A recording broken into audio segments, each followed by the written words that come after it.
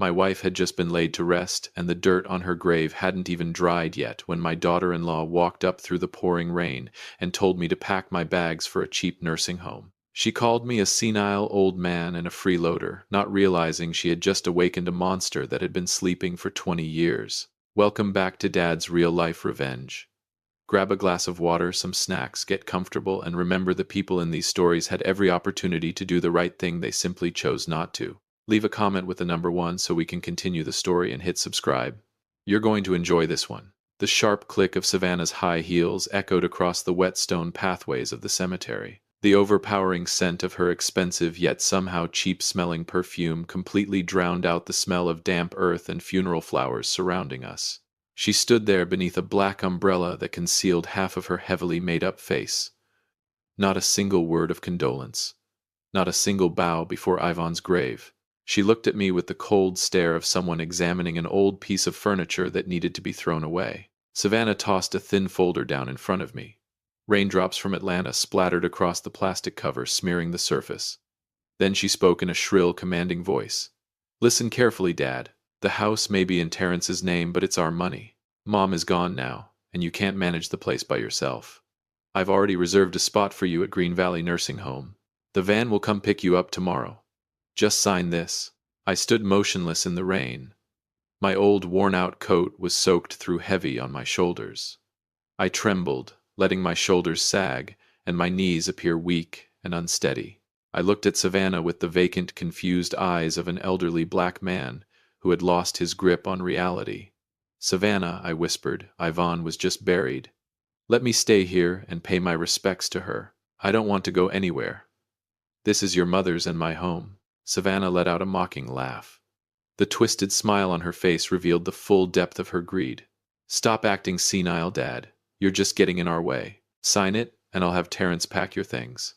Don't make me use stronger measures. She yanked a pen from her purse and shoved it into my trembling hand.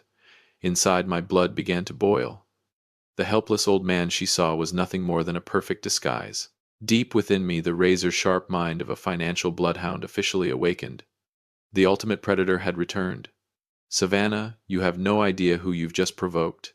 You think I'm a useless old man. Enjoy this brief moment of victory while you can. I will make you pay for every single cent. I took the pen, still pretending that my hand was shaking, and scribbled an unsteady signature across the authorization form. Savannah snatched the papers away and turned to leave. The sound of her heels gradually disappeared into the curtain of rain. I watched her walk away and slowly clenched my fist. The game had officially begun. The night settled over the cemetery. The cold Atlanta rain continued pouring down without mercy. I stood alone beside Ivan's freshly covered grave. Bending down, I placed the final white rose on the waterlogged earth. The promise I had made to her remained unchanged. I would protect Terrence. I would protect this family's legacy. A tall figure emerged from the darkness beyond the trees. It was Victor, my longtime neighbor and the only loyal friend I had left. He said nothing. Quietly, he held an umbrella over me and placed a steady hand on my shoulder, which was trembling from the cold. Come on, Warren, Victor whispered. My truck is parked over there. It's time to lay all the cards on the table. The old vehicle sped through the darkness toward the outskirts of the city. Our destination was an abandoned warehouse, hidden behind a cluster of ancient trees. The place was damp year-round, filled with the smell of rotting wood and rusted metal. Nobody paid attention to it, especially not Savannah. In her eyes, it was nothing more than a worthless pile of junk. She was wrong. Victor pushed open the rusted steel door. The hinges groaned loudly in protest. He flipped a switch. Flickering fluorescent lights sputtered to life, revealing a secret room concealed behind a wooden wall. I stepped inside. My chest tightened. This was Ivan's war room. Every wall was covered with charts, surveillance photographs, and financial records marked with red ink. Yvonne had been quietly investigating Savannah for 2 years. She knew her daughter-in-law was having an affair. She knew Savannah had been draining assets from our son behind his back. At the center of the room sat an old black reel-to-reel recorder. I walked over and pressed play. Static crackled through the speaker. Then Yvonne's voice emerged, weak yet unwavering. Warren, if you're listening to this tape, it means I'm no longer with you. I'm sorry for keeping this from you. But Savannah and the people around her are dangerous. They're targeting Terrence. They want to take everything from him. Open the hidden drawer beneath the desk. Your weapon is inside. Please reclaim justice for me." The recording ended with a sharp click. A heavy silence filled the room. I dropped to my knees on the damp warehouse floor, tears mixed with the rainwater still clinging to my face. The grief inside me transformed into a towering fire of rage. Slowly I stood and opened the hidden drawer exactly as Yvonne had instructed. Inside sat a black velvet box. I opened it. A flash of cold silver reflected through the darkness. Inside was an exquisitely engraved luxury fountain pen and an encrypted memory card. I picked up the pen and wrapped my hand around it. Its weight steadied me. Its weight reminded me exactly who I was. I turned toward Victor. The confusion and weakness of a senile old man had vanished from my eyes. What looked back at him now was the gaze of a hunting wolf that had finally found its prey. I knew exactly what had to be done. Those greedy parasites were going to pay. But the most terrifying discovery was not the pen. It was the first audio file stored on the memory card. The voice recording did not contain only Savannah. There was another man. A man whose voice made my blood run cold. Because the secret he revealed was powerful enough to destroy my son's entire life in a single moment. A deep gravelly voice echoed from the audio file stored on the memory card, sending a chill down my spine. It belonged to Preston Sinclair, one of the most notorious tycoons in the city. He and Savannah were plotting to swallow the life's work of my son. Their plan was simple and ruthless. They would frame Terrence, push him toward criminal charges, and seize everything he had built. I stopped the recording. The sharp click echoed through the dark warehouse. I stared at the silver pen resting in my hand. Memories from 20 years ago came flooding back like a tidal wave. There was a time when Atlanta's financial world trembled at a single name: Warren Vance, forensic auditor. The IRS's ultimate bloodhound. I had once been a true predator. Whenever I smelled dirty money, someone eventually went to prison. I brought down dozens of tax-evading corporations and dismantled international money laundering networks that stretched across multiple countries. Then I walked away from all of it. When Yvonne gave birth to Terrence, I made a promise. I would put down my sword. I wanted to be an ordinary father. I wanted my son to grow up in peace instead of being surrounded by enemies and revenge. For 20 years I buried my identity. I willingly wore worn-out clothes. I played the role of a slow, forgetful old black man whose only concern was taking care of his family. But my patience had only fed the greed of monsters. They saw me as easy prey. They thought they could trample on Yvonne's legacy and destroy Terrence's future. They were terribly mistaken. A bloodhound never loses its instincts. It merely sleeps. And now Savannah herself had awakened it. I removed the rain-soaked coat I had worn from the cemetery. Then I straightened my back. My body no longer trembled. My eyes had become as cold and sharp as steel. I turned toward Victor and spoke with the firm authority of a man accustomed to command. "Victor, I need a list. Every subsidiary Preston Sinclair owns. Every bank account Savannah controls. I don't want a single dollar overlooked." Victor stared at me. Respect flashed across his face. He nodded immediately.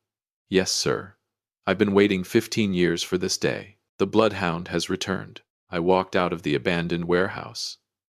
The rain was still falling, but my mind had never been clearer. I would return to that house. I would show Savannah what a real performance looked like. I would let her celebrate her victory. I would let her grow comfortable inside her own stupidity. And then I would push her straight into the abyss she had dug for herself. I pulled out my phone and called Terrence. My plan was to pretend I was devastated and heartbroken to tell him Savannah had thrown me out. But the moment the call connected, something unexpected happened. Instead of hearing my son's voice, an unfamiliar voice answered, cold, threatening, and completely devoid of mercy. "Mr. Vance," the stranger said quietly, "if I were you, I would stop asking questions about Preston Sinclair." My grip tightened around the phone. The voice continued, "Your wife died because she got too close to the truth." A wave of icy rage swept through me. For a moment I could hear nothing except my own heartbeat. Then the stranger delivered one final sentence, the sentence that changed everything. "And if Terrence learns what his real role is in this operation, he won't live long enough to regret it." The line went dead. I stood frozen beneath the rain, because for the first time that night I realized this was no longer about greed. This was war. The voice on the other end of the line let out a cold, mocking laugh. It ordered me to return home immediately. Terrence was in serious trouble. I ended the call. My heart was pounding, but my mind remained perfectly calm. The dirty game had started sooner than I expected. I headed straight back to my house. The moment I stepped through the front door, chaos greeted me. My small office had been completely ransacked. Books, documents, and old files had been torn apart and scattered across the floor. Savannah stood in the middle of the room, breathing heavily. In her hands was one of Terrence's golf clubs.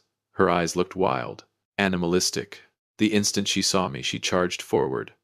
"You damned old man," she screamed. "Where did you hide Terrence's intellectual property files? Give them to me right now." Immediately I let my shoulders slump. I shrank into the corner. I clutched my head and pretended to be terrified. "I don't know," I muttered through fake sobs. "I don't know anything. Yvonne, please help me. Savannah has gone crazy." Then everything happened at once. The sound of Terrence's car pulled into the driveway. Savannah heard it too. A vicious spark flashed through her eyes. Without hesitation, she clawed at her own neck. She ripped open part of her blouse, sending buttons flying. Then she deliberately slammed herself into the edge of a dressing table. A bruise instantly began forming on her forehead.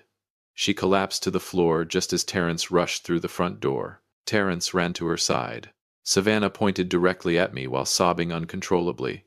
"Honey, your father has lost his mind. I was only trying to help clean his room and he attacked me. He even threatened to kill me. Look what he did." Terrence turned toward me. The look in my son's eyes was a mixture of disappointment, pain, and helplessness. "Dad," he shouted, "how could you do this?" I offered no defense. Instead, I stared back with the vacant expression of a confused old man. Savannah sniffled dramatically before pulling a document from her purse. It was a power of attorney agreement, giving her control over Terrence's assets and business interests. She spoke softly, guiding him exactly where she wanted him to go. "Do you see now? Your father isn't mentally competent anymore. You need to sign this and let me manage the company. Otherwise, he'll destroy everything." Terrence was completely under her influence. He picked up a pen. He was seconds away from signing. I knew I had to act. Staggering forward, I snatched the papers from his hands. I laughed foolishly. "Let me sign.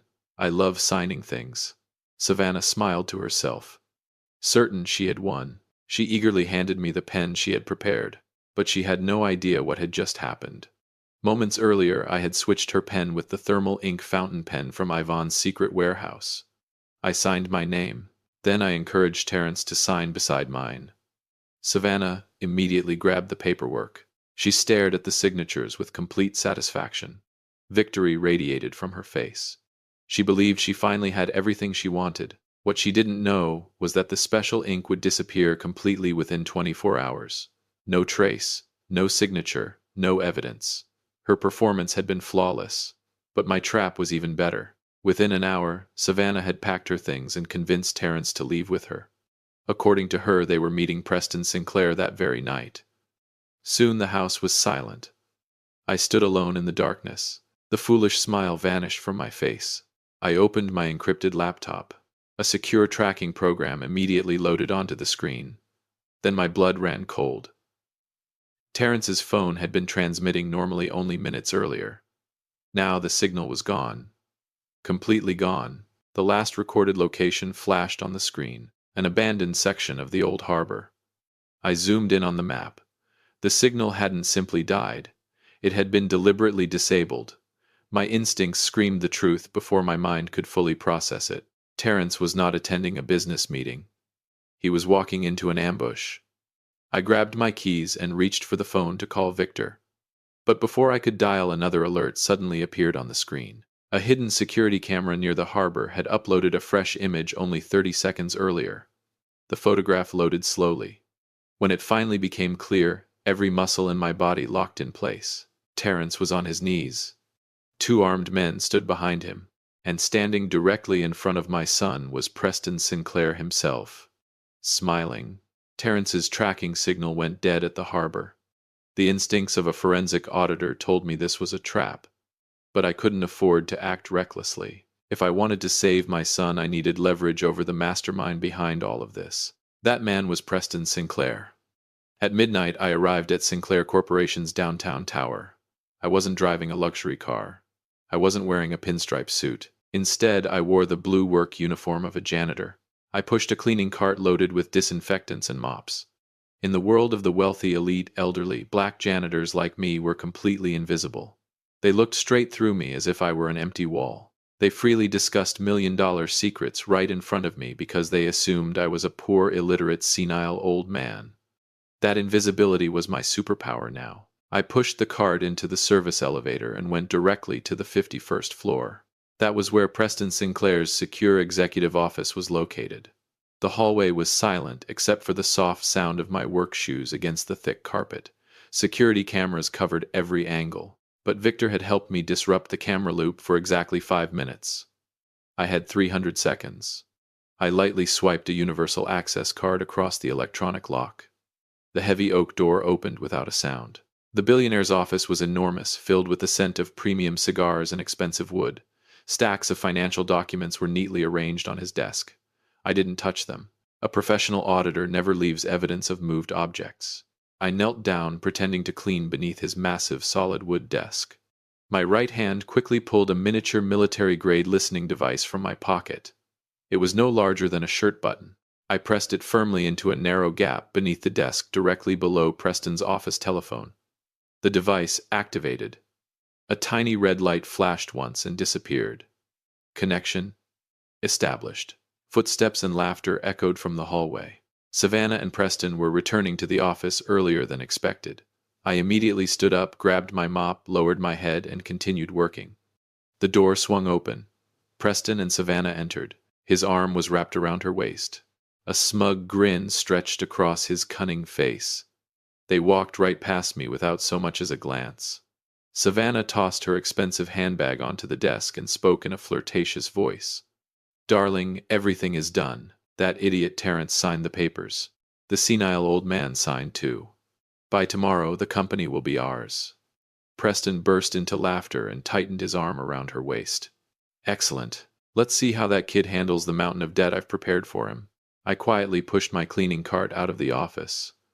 The door closed behind me. I entered a restroom on the same floor and put on my secure earpiece. The audio feed from Preston's office came through clearly. But just as I prepared to listen to the next stage of their plan, a phone call interrupted everything. The call changed the entire situation. The voice on the other end wasn't discussing profits or dividing assets. It was the panicked scream of a man in complete terror. He was reporting that every dollar of dirty money hidden in Sinclair Corporation's secret Swiss accounts had just been completely frozen by an unknown force. I smiled in the darkness of the restroom. The mysterious force that had frozen Preston Sinclair's accounts was me. One confidential phone call using an old IRS identification code had triggered an emergency asset freeze order. This financial war was only beginning. The following morning I returned home. I changed out of the janitor's uniform and slipped back into my worn sweater. Then I sat at the kitchen table and slowly prepared a pot of chamomile tea. Savannah walked into the house, looking exhausted. Dark circles hung beneath her eyes after a night of panic alongside Preston. As usual, she looked at me with pure contempt. "Old man," she snapped, "why are you still here? Why haven't you moved into the nursing home yet?" I didn't react. Instead, I looked up and gave her a harmless, absent-minded smile. I slid a cup of hot tea toward her. "Savannah," I said in the shaky voice of a confused old man, "have some tea. I saw you up very late last night. You and Preston must be exhausted." The moment Preston's name left my mouth, Savannah froze. Her entire body went rigid. The teacup trembled in her hand, splashing hot tea onto the table. The color drained from her face. Then it returned as a sickly shade of green. "What did you just say?" she stammered. "How do you know who Preston is?" Immediately I blinked several times and looked around in confusion. I scratched my head and chuckled. "Preston? What Preston? I didn't say Preston. I was talking about you and Terrence. My memory isn't very good these days. Yvonne always said I talk nonsense." Savannah stared at me. Her chest rose and fell rapidly. She searched desperately for a crack in my performance. She found none. For the first time, doubt began to gnaw at her. Was I truly senile, or was I pretending? Silence settled over the room. Only the steady ticking of the clock could be heard. With a single name, I had planted a seed of fear inside her mind. Now she would torture herself with it. Savannah couldn't handle the pressure. She snatched up her purse and hurried toward the door. Moments later, her car sped away from the driveway. She was running to Preston. She needed reassurance. She needed answers. I watched her leave. The harmless smile vanished from my face. My eyes hardened into cold steel. The psychological attack had worked perfectly. The enemy was beginning to unravel from within. I stood up and poured the cold tea down the sink. It was time to abandon the disguise completely. My next stop was Fidelity Bank. The next phase of the takeover plan was waiting. I pulled out my phone to review the latest reports on Preston's frozen assets. Then the screen lit up. An anonymous message had arrived. Attached was a photograph. The image instantly drained every trace of satisfaction from my body. Terrence was tied tightly to a chair. The room around him was dark, windowless, industrial. Whoever had taken the photograph wanted me to see every detail. But that wasn't the worst part. Beside my son stood a large digital countdown clock. Bright red numbers glowed against the darkness. 2 hours. That was all the time remaining. Beneath the photograph was a single message. No greeting, no explanation. Just one sentence. You can destroy Preston Sinclair's empire, Warren, or you can save your son. You do not have enough time to do both. For the first time since this war began, I felt genuine fear. Not for myself. For Terrence. Then a second notification appeared. A location pin, followed by another message. And the name at the bottom made my blood freeze. Because the sender wasn't Preston Sinclair. It wasn't Savannah. It wasn't anyone I had been hunting. The message was signed by someone who was supposed to have died 20 years ago. Michael Vance. The photograph of Terrence tied to a chair tightened something deep inside my chest. A terrifying wave of rage surged through me. But 20 years as a financial bloodhound had taught me one fundamental truth. The more violence your enemies resort to, the closer they are to collapse. 2 hours was more than enough time to tear apart everything Preston Sinclair had built. I walked out of the house and abandoned the disguise completely. Victor was already waiting beside the car. He handed me a black crocodile leather briefcase and a perfectly tailored pinstripe suit. I put on my armor. Then I fastened a small bronze badge to my lapel, a symbol of authority I had not displayed in 2 decades. The Warren Vance the world feared was finally returning. Our car sped toward Fidelity Bank, the institution holding nearly all of Sinclair Corporation's major loans. I stepped into the grand lobby. The hunched, confused old man was gone. My back was straight. My chin was raised. My eyes were sharp as a drawn blade. The security guards instinctively moved aside as I passed. Without slowing down, I walked directly into the executive office. The bank president looked up, already preparing to throw out an uninvited visitor. Before he could speak, I dropped a thick audit file onto his desk. The man's face instantly lost all color. His hands began to shake. He rose to his feet. Mr. Vance, his voice barely worked. How may I assist you? I sat down calmly. Preston Sinclair owes your institution $8 million due within days. The room became silent. I want to purchase the entire debt. Immediately. The executive swallowed hard. Sir, that type of transaction normally requires several days of review. I leaned forward. The look in my eyes ended the conversation. You have 5 minutes before I begin asking questions about every suspicious transaction connected to Sinclair Corporation. The man practically threw himself at his keyboard. 3 minutes later, emergency transfer documents were sitting in front of me. I opened the black briefcase. Inside rested the silver fountain pen Yvonne had left behind. My weapon, my signature, my promise. I uncapped the pen and signed. One clean stroke. $8 million changed hands. The debt was now mine. Preston Sinclair no longer owed a bank. He owed me. And that meant I possessed the legal leverage to strip away everything he valued.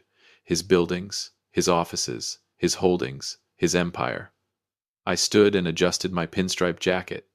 Then I checked my watch. 1 hour and 20 minutes remained. Tonight was the Innovation Gala. Preston and Savannah believed they would be standing beneath bright lights, celebrating victory. They believed the future belonged to them. What they didn't know was that I had already built the financial coffin waiting beneath their feet.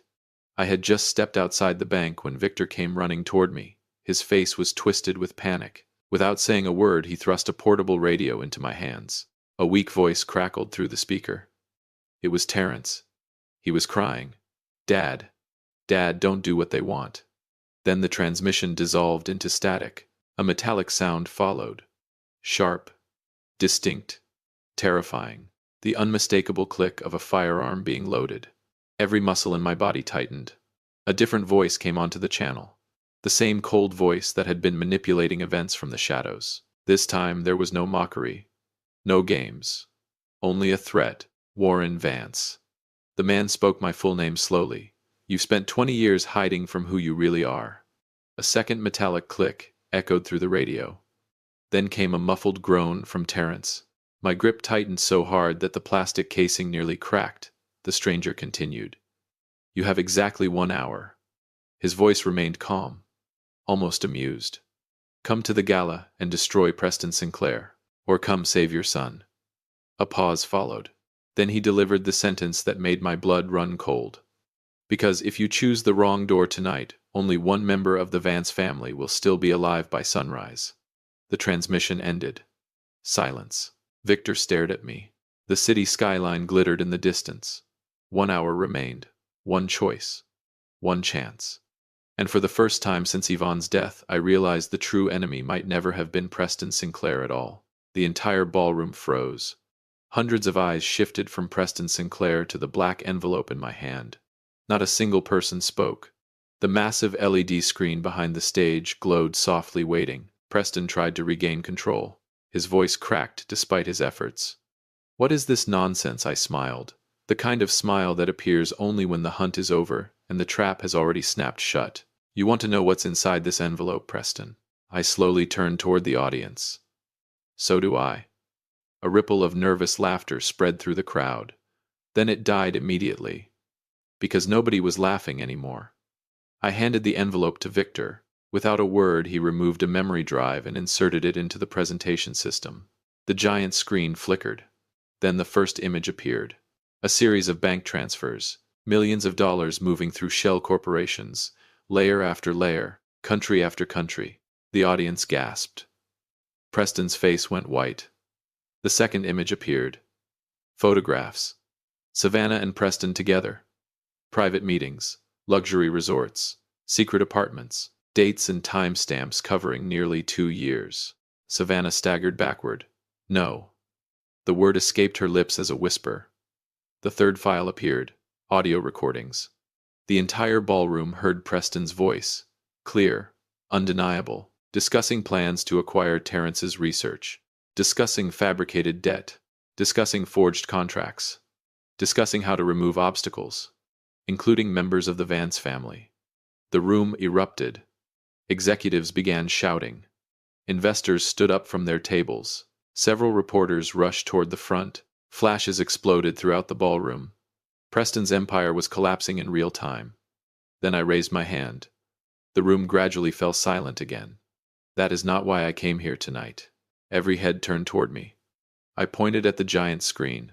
The affair, the theft, the fraud, those are merely symptoms. The real disease is greed. The screen changed again.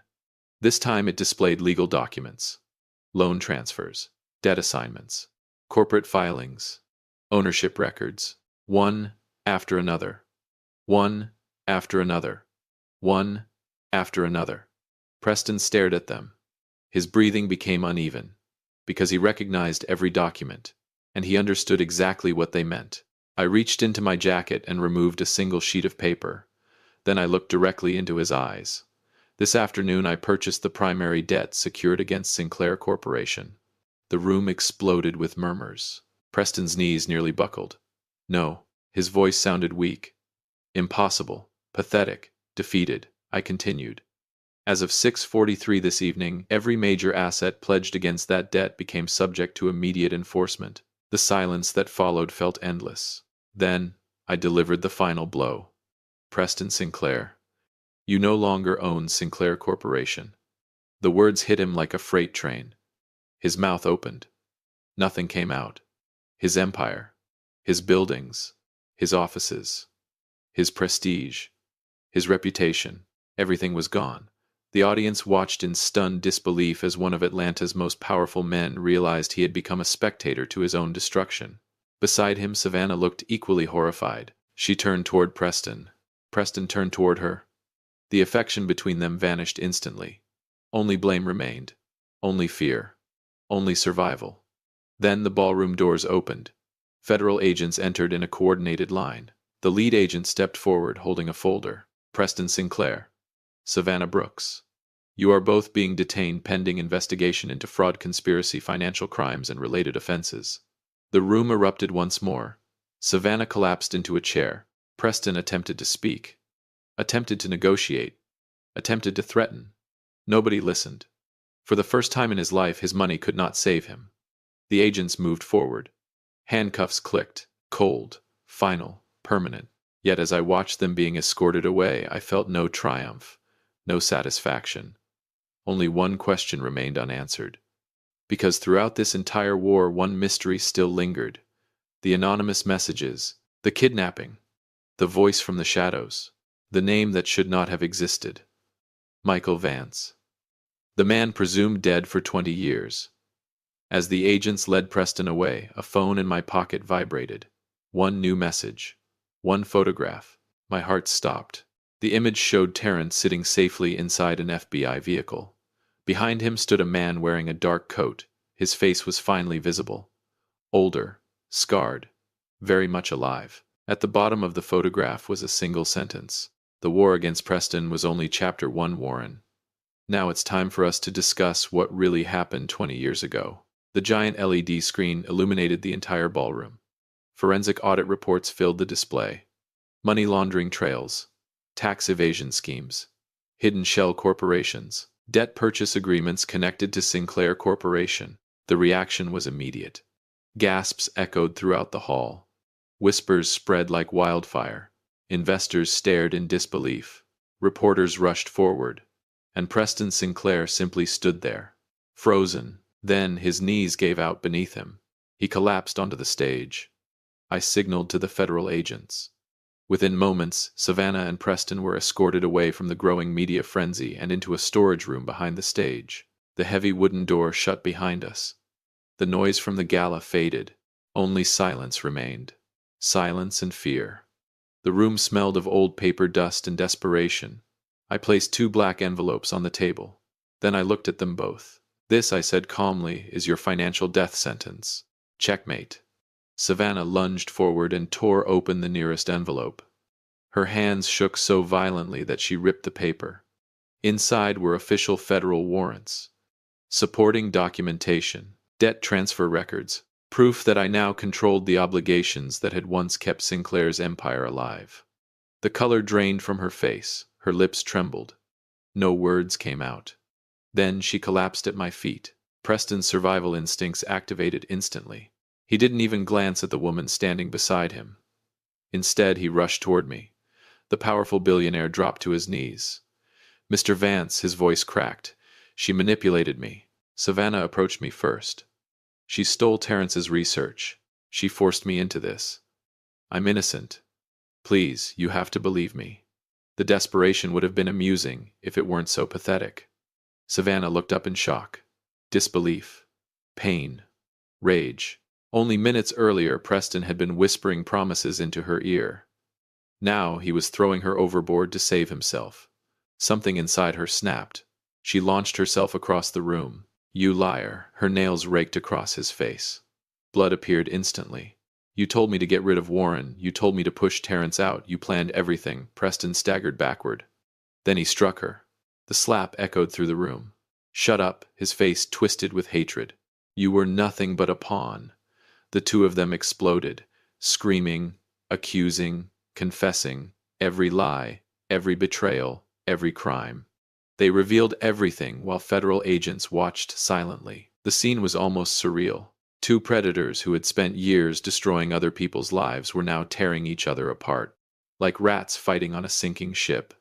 I stood quietly in the corner, arms crossed, watching. The silver pen Yvonne had left me rested in my breast pocket. For a moment I thought of her. Justice had finally arrived. The truth had won. Greed had consumed itself. The federal agent stepped forward. Cold steel handcuffs closed around Savannah's wrists, then Preston's. The sound was final. Savannah began crying uncontrollably. Her elegant red gown was torn and wrinkled. Mascara streaked down her face. She looked at me, begging, "Please, Dad, I made a mistake. Give me one chance."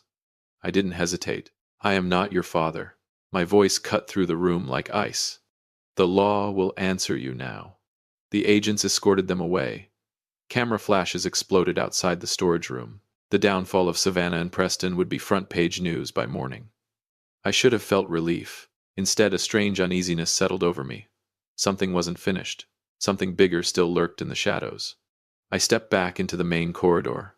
My first thought was Terrence. I needed to see my son. I needed proof with my own eyes that he was safe.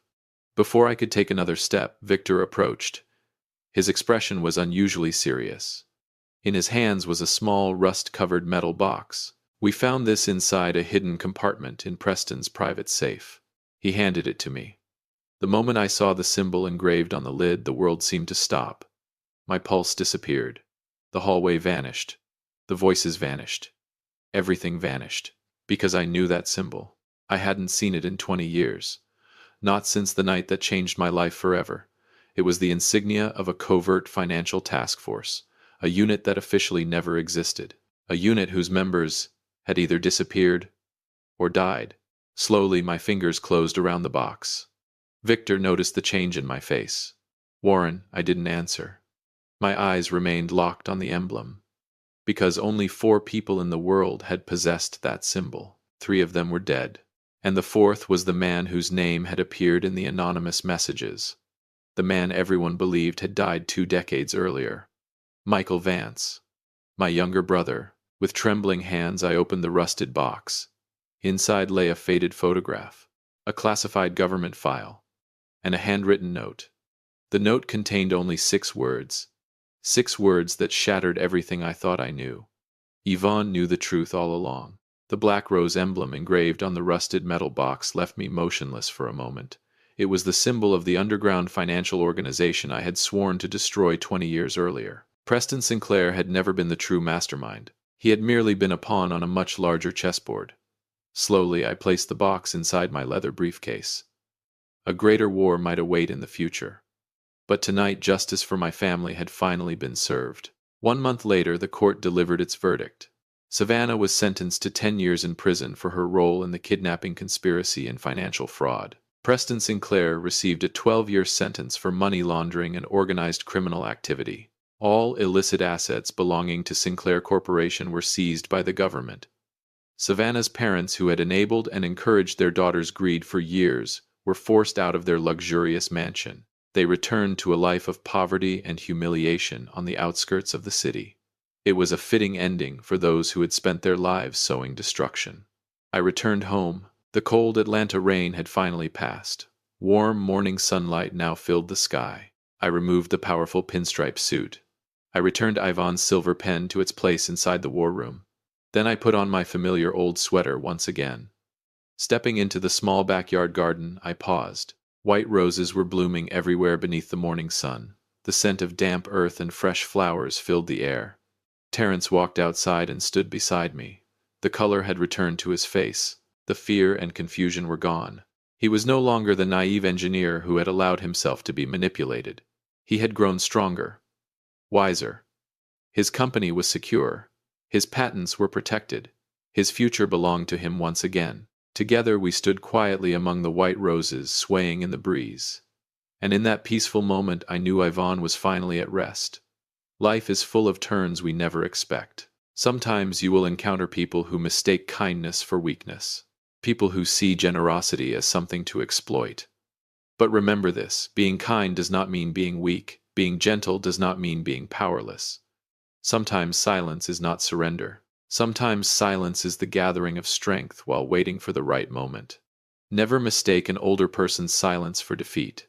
True power is not found in shouting. It is found in the truth patiently prepared and carefully revealed. The harshest revenge against evil is not violence. It is the firm hand of justice. It is watching those who built their lives through deception lose everything they stole. Live with integrity. Protect your family. Defend the values that matter most. And never lose faith in justice. If you enjoyed this ending, please share the story. Have you ever had to teach an arrogant person a lesson about respect? I'd love to hear your story. Thank you for listening.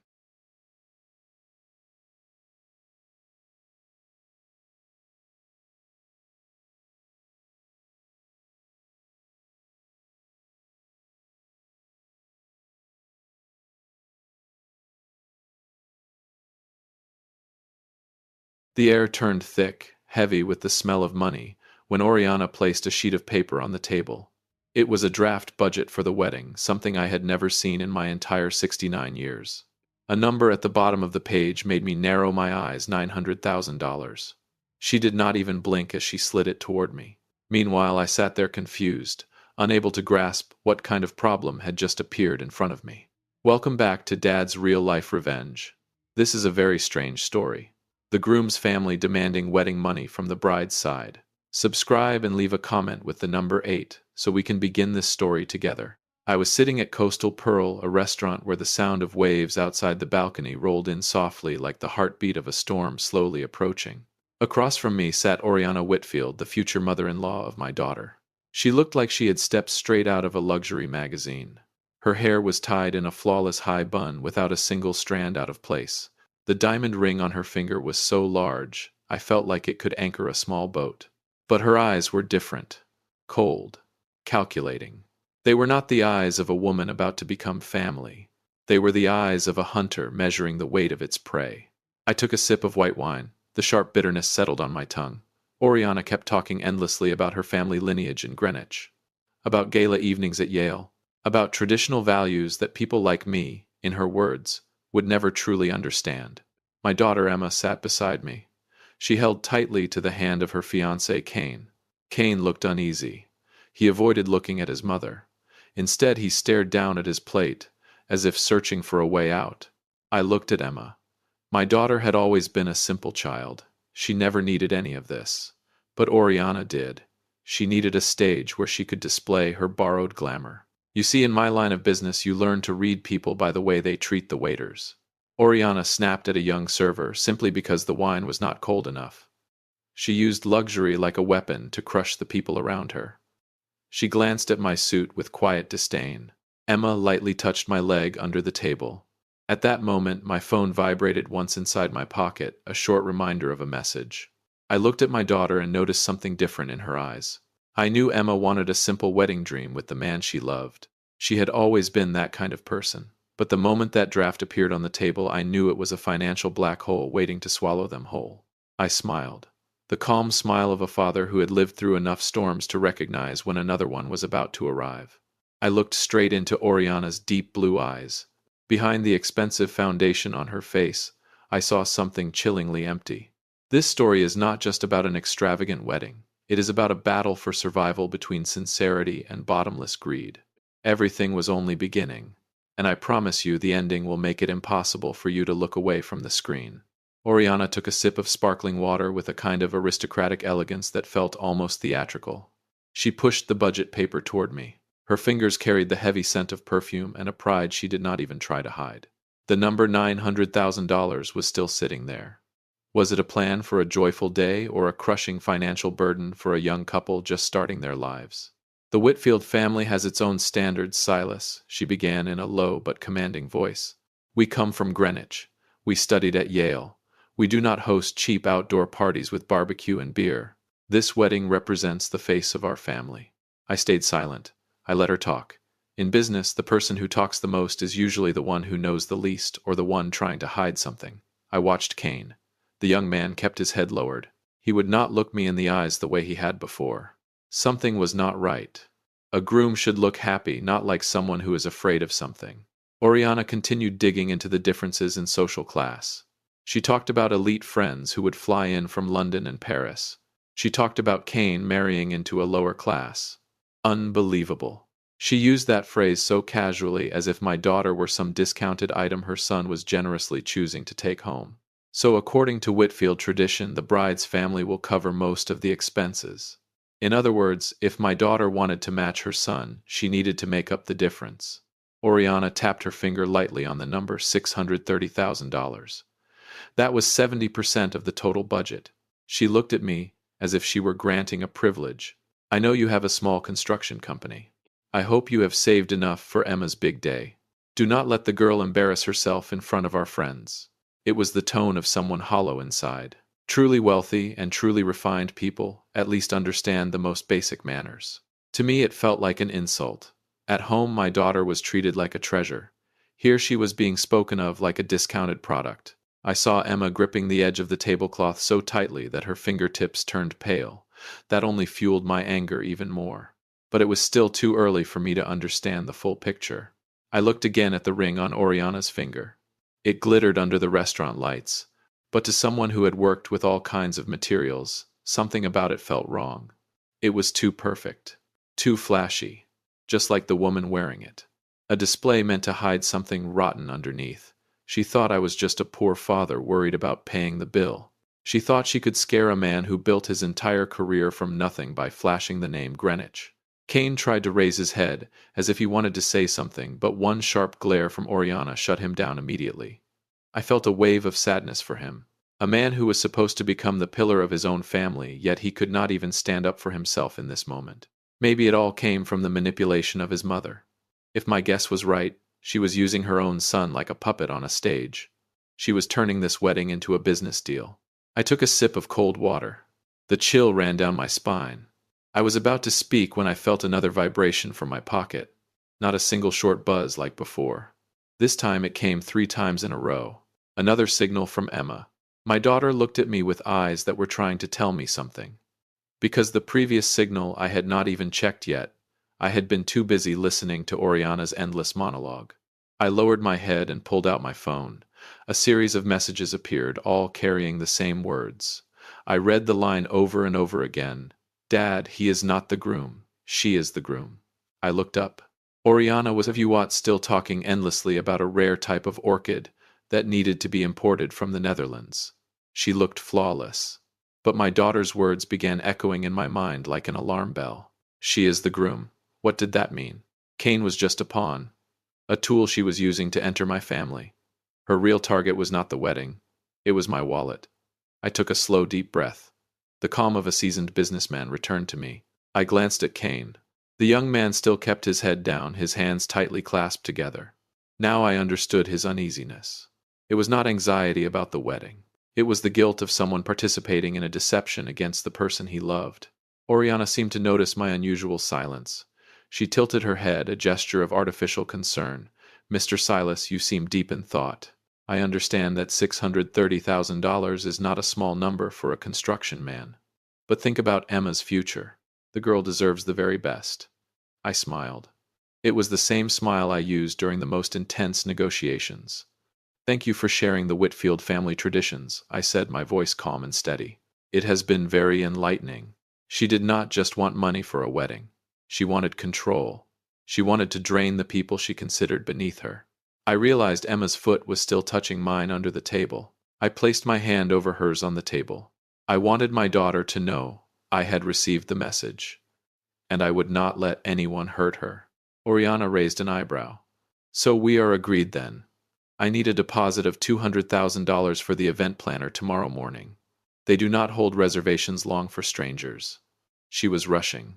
A classic sign of a con artist when they sense their prey starting to hesitate. They push you into urgency so you do not have time to think.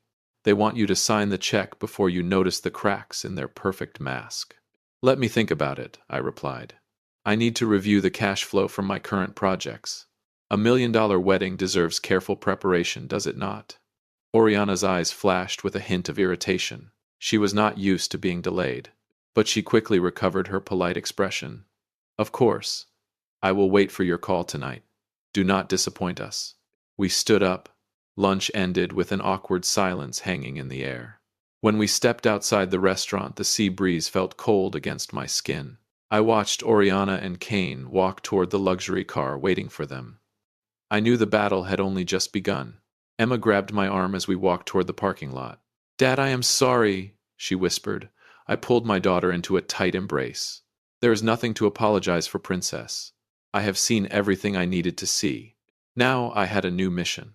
I needed to find out who Oriana Whitfield really was, and why Kane said she was the groom. The answer lay somewhere that her money could not hide. I took out my phone and dialed a number I had not called in years. Why would a mother be willing to use her own son as bait? And what terrible secret was Kane hiding about his family? The discoveries made by Detective Joe Russo would make you shiver at the cruelty of this woman. Oriana's car disappeared behind the line of trees. I stood there tasting the salt of the sea and the bitterness of betrayal. Emma slid into the passenger seat of my car. She was not crying. She simply stared straight ahead into the empty distance. A heavy silence filled the air. I did not start the engine right away. I needed to hear the truth. "Dad, Kane tried to warn me," Emma finally said. Her voice was thin like a fragile thread. "He loves me, but he is her slave. A slave of flesh and blood." I tightened my grip on the steering wheel. The skin on my hands turned pale. "Tell me about that message," I said firmly. Emma turned toward me. Her eyes were red. "Kane said the Whitfield family is a lie. They have no trust fund. They have no mansion in Greenwich. Everything she wears, the car she drives, all of it is rented with the last dollars taken from her previous victims. She is not looking for a daughter-in-law. She is looking for a sponsor for her decaying luxury lifestyle. Kane has been manipulated since he was a child. She holds secrets about him. She threatens to destroy his life if he does not help her carry out this scheme.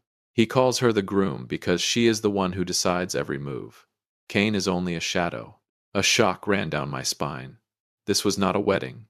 This was an armed robbery, except the weapons were marriage papers and empty promises.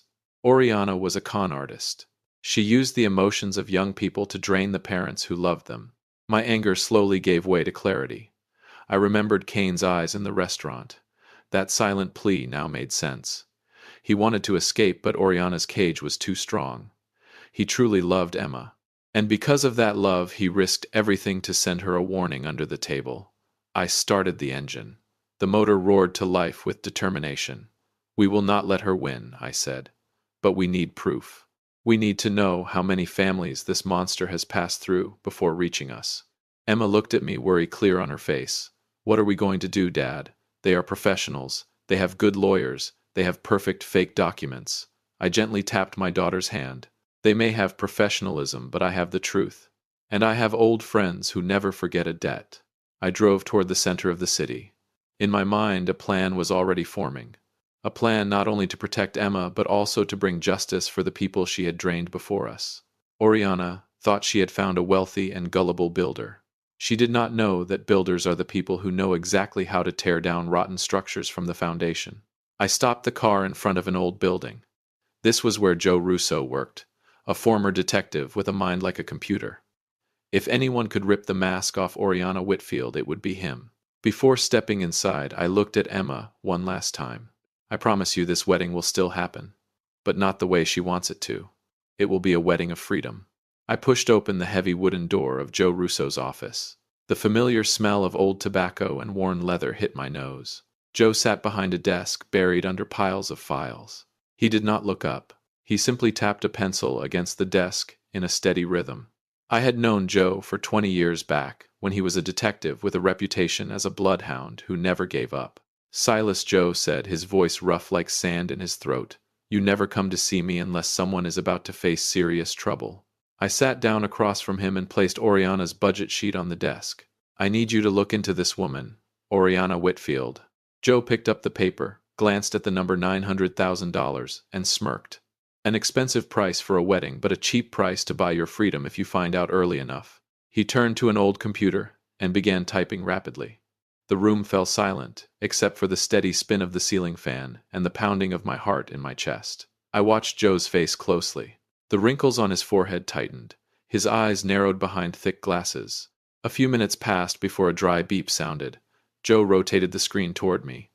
"Take a look, Silas. Whitfield is not her real name." An old identification photo appeared on the screen. The same face, but younger and sharper. Oriana Marie Lorella. That was her real name.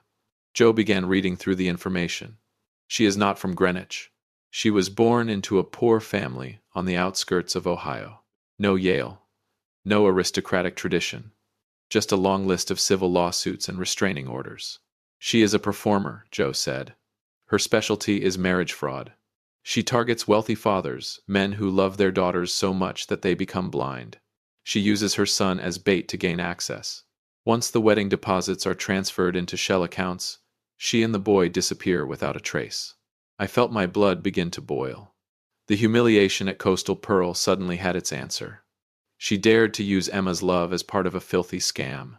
She dared to mock my work, while she herself did not have a single honest dollar to her name. But there is something strange here, Joe suddenly said. He pointed at a red line on the screen. In the two most recent cases, her son Cain tried to contact the police. But she always escaped because of strict confidentiality agreements. She holds something over Cain.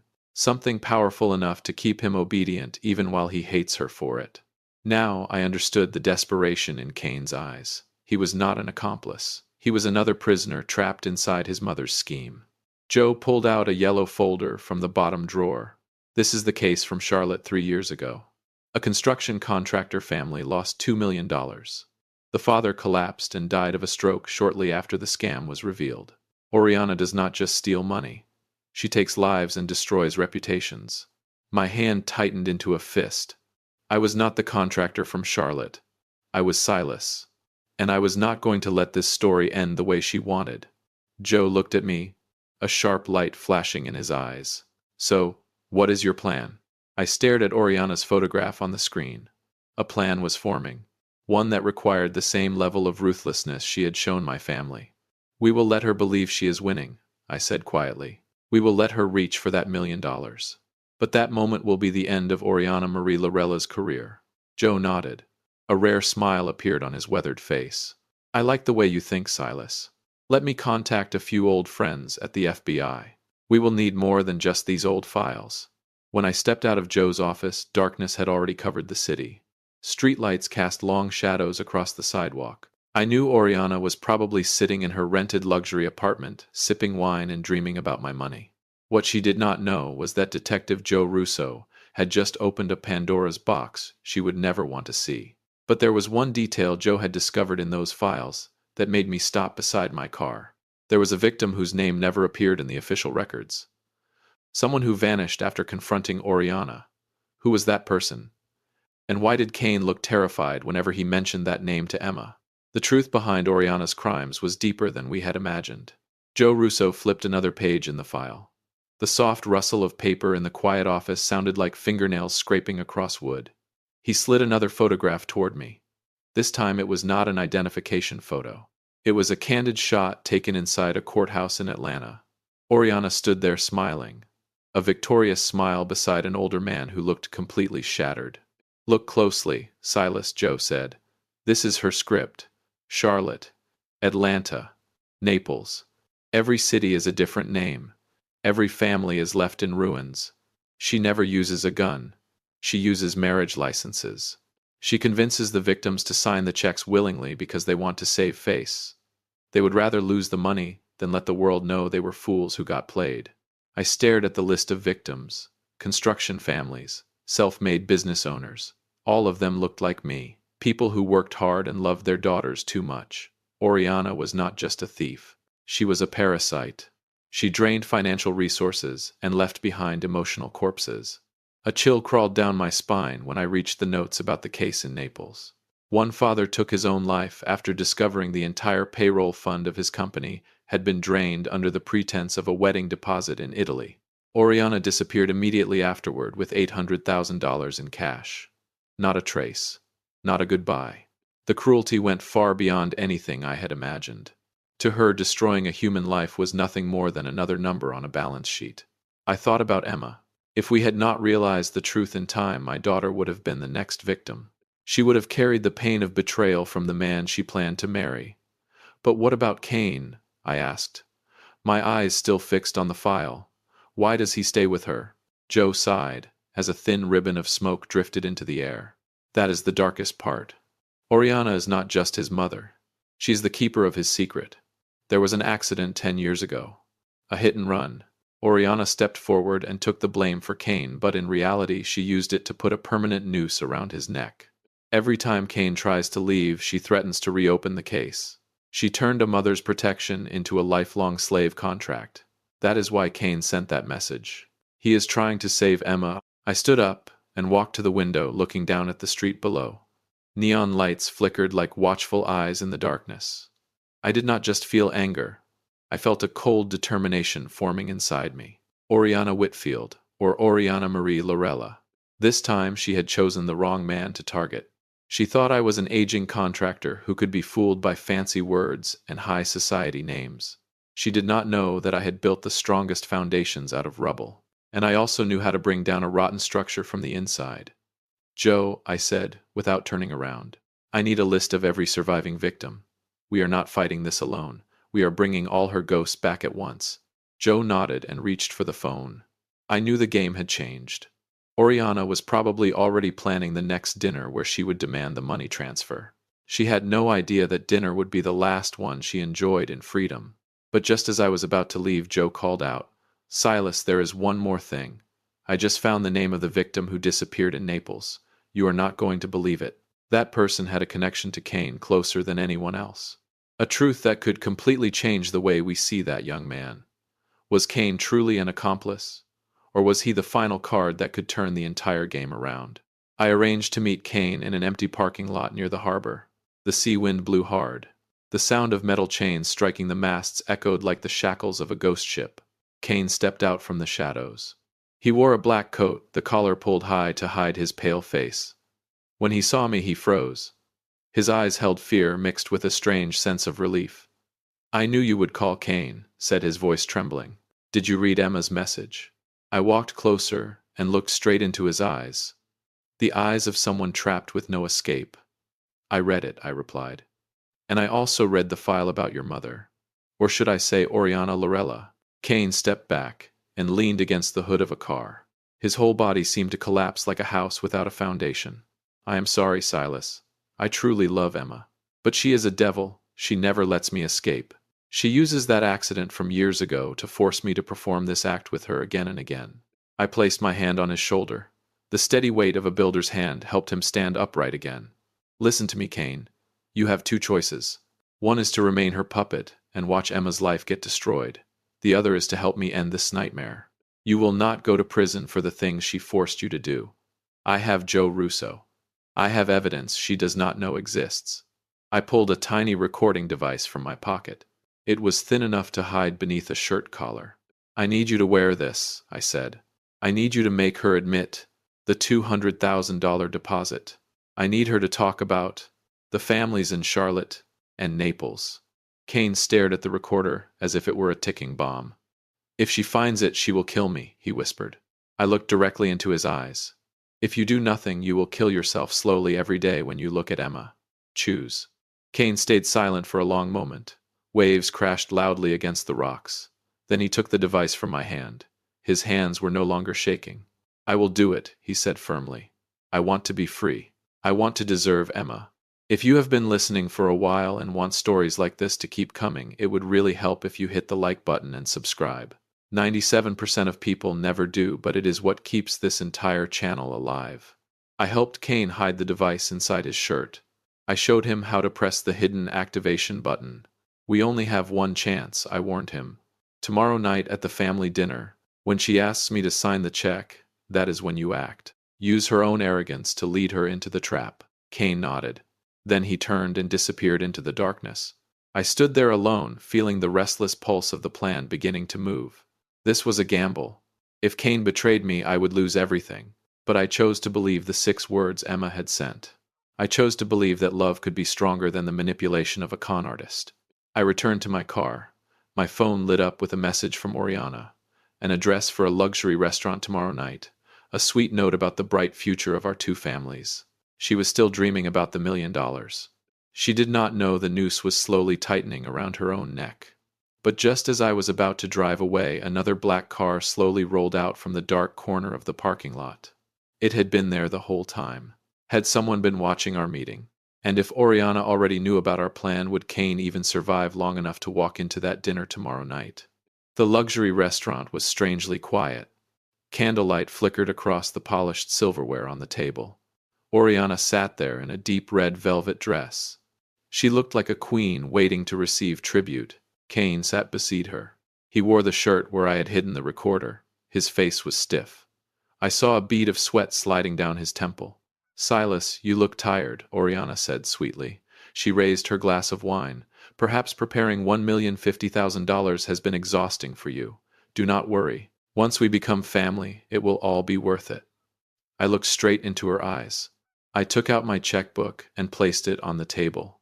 I prepared the first $200,000 as you requested. But I do have a few questions about the wedding insurance fund you mentioned.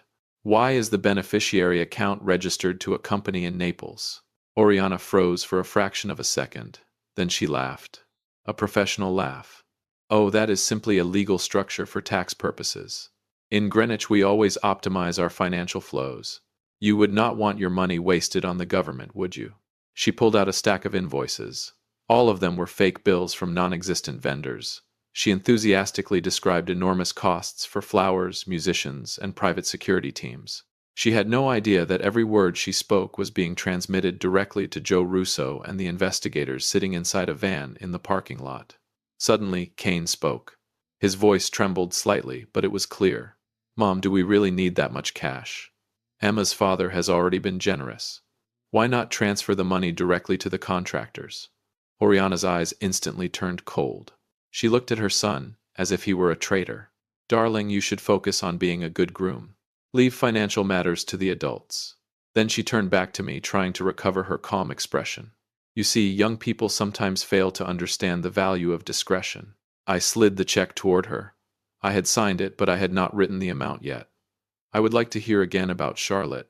You said your family has strong connections there. Will any of those friends attend the wedding? The name Charlotte made Oriana stiffen. The wine glass in her hand trembled, red liquid spilling over the rim. Why would you mention that place? She asked, her voice dropping into a threat. I smiled. The smile of a builder who had just discovered the fatal crack in a wall. Because I recently met an old friend of yours from there. He said you owe him an apology. And about $2 million. The atmosphere in the room collapsed instantly. Oriana's aristocratic mask vanished. She leaned forward, her eyes blazing like a trapped animal. Who do you think you are? You are nothing but a lowly builder. You have no right to question me. She snatched the check from the table. But at that exact moment, Kane stood up. He reached inside his collar and ripped the recording device free, dropping it directly onto Oriana's plate. It is over, Mom, Kane said. His voice now carried relief and strength. The FBI has heard everything. Oriana's face turned from red to ghostly pale. She stared at the tiny device, blinking with a red light. Then she looked around the room. The waiters who had been standing quietly suddenly moved closer. They were not waiters. They were undercover agents. Oriana jumped to her feet and rushed toward the back exit. But she stopped abruptly when someone stepped in from the bright doorway. It was not a police officer. It was a middle-aged man with a long scar across his forehead. The missing victim from Naples that Joe Russo had mentioned. The moment Oriana saw him, she let out a horrified cry, as if she had seen a ghost. They believed gray hair meant we had forgotten how to fight. But the truth did not end with an arrest. Another explosive secret about the real connection between this man, Oriana, and Kane was about to be revealed right there in the middle of the room. The man who stepped out of the shadows was Arthur. The victim everyone thought had disappeared in Naples. Oriana stepped backward. The color drained from her face. The expensive foundation on her skin could not hide the terror twisting through every muscle. She stumbled over a chair and collapsed onto the floor. Agents closed in. The metallic sound of handcuffs snapped through the room. Click. It is over, Oriana, I said. My voice was cold as steel. Did you really think you could bury everything under silk and luxury? Oriana showed no remorse. She glared at Kane with burning hatred. Traitor. I gave birth to you. I pulled you out of the mud. She screamed as the agents dragged her past the elegant dining tables. But Kane did not look back. He stood beside Emma. Their hands were tightly intertwined. For the first time in years, I saw his shoulders relax. The weight of slavery had finally been lifted. The trial lasted 11 months. It was a journey through darkness. Joe Russo worked without rest. He brought a long line of victims into the courtroom. Fathers with white hair. Families ruined by bankruptcy. Mothers who had lost their children to the cruelty of this woman. Oriana sat there in an orange prison uniform. No diamond anchor ring. No elegant speeches about Yale or Greenwich. She still tried to perform. She blamed circumstances. She blamed Cain. She claimed she was only a victim of a money-obsessed society. But numbers do not lie. The recordings from Cain's microphone exposed everything. Every fake invoice. Every plan to drain money from another family. Everything stood in the open like daylight. The final verdict left the courtroom silent. Oriana received 15 years in prison with no parole. Roger, the accomplice behind the shell accounts, received 12 years. When the judge struck the gavel, I saw a single tear slide down Cain's cheek. It was not pity, it was the relief of a soul finally escaping hell. It seemed like everything had finally ended. Justice had been served. The criminals had paid the price. But when we stepped outside the courthouse, surrounded by reporters and former victims embracing each other in tears, Arthur approached me. He handed me an old piece of paper that had been found in Oriana's archive. He looked at Cain, then back at me with a complicated expression. "Silas, you should read this," Arthur whispered. "This is why she kept Cain under control all these years. It is not only about the accident from years ago." I unfolded the paper. Crooked handwriting from more than 20 years ago appeared on the page. My breath caught in my throat. It was a secret about blood, a truth Cain himself had never known. A revelation that could completely redefine the meaning of family we had fought so hard to protect. Sometimes the greatest victory is not putting a criminal behind bars. Sometimes it is facing the truth about the people we love most. But would Emma and Cain still be able to move forward once this terrible truth came to light? I stood beneath the old oak tree in my yard. The evening breeze moved gently through the leaves. There were no elegant wine glasses clinking together. No unfamiliar guests from Paris or London. Only the laughter of a few close friends, and the smell of freshly cut grass. Emma stepped out wearing a simple white dress. It did not cost thousands of dollars, yet it shined brighter than anything Oriana had ever worn. The paper Arthur gave me still rested quietly in my jacket pocket. The secret about Cain being the real son of one of Oriana's first victims had finally been revealed. She had not only stolen his future, she had stolen his identity when he was still a child and raised him as a tool for her scams. I looked at Cain. He stood waiting for Emma beside the wooden arch I had built with my own hands. He knew the truth now, and he had chosen to face it. Their wedding happened quickly. The entire ceremony cost $520 for the paperwork and a few bundles of wildflowers. When the pastor pronounced them, husband and wife, Cain turned toward me. His eyes were wet. "Thank you, Dad," he said softly. He no longer called me Mr. Silas. He called me Pop. One simple word, but it carried the weight of 1,000. It was recognition. It was the beginning of a real family. I looked toward the horizon. The dark clouds from the trial had finally passed. Oriana sat behind prison bars. She still showed no remorse. In the letters she sent from prison, she continued blaming her son. She called it betrayal. I called it awakening.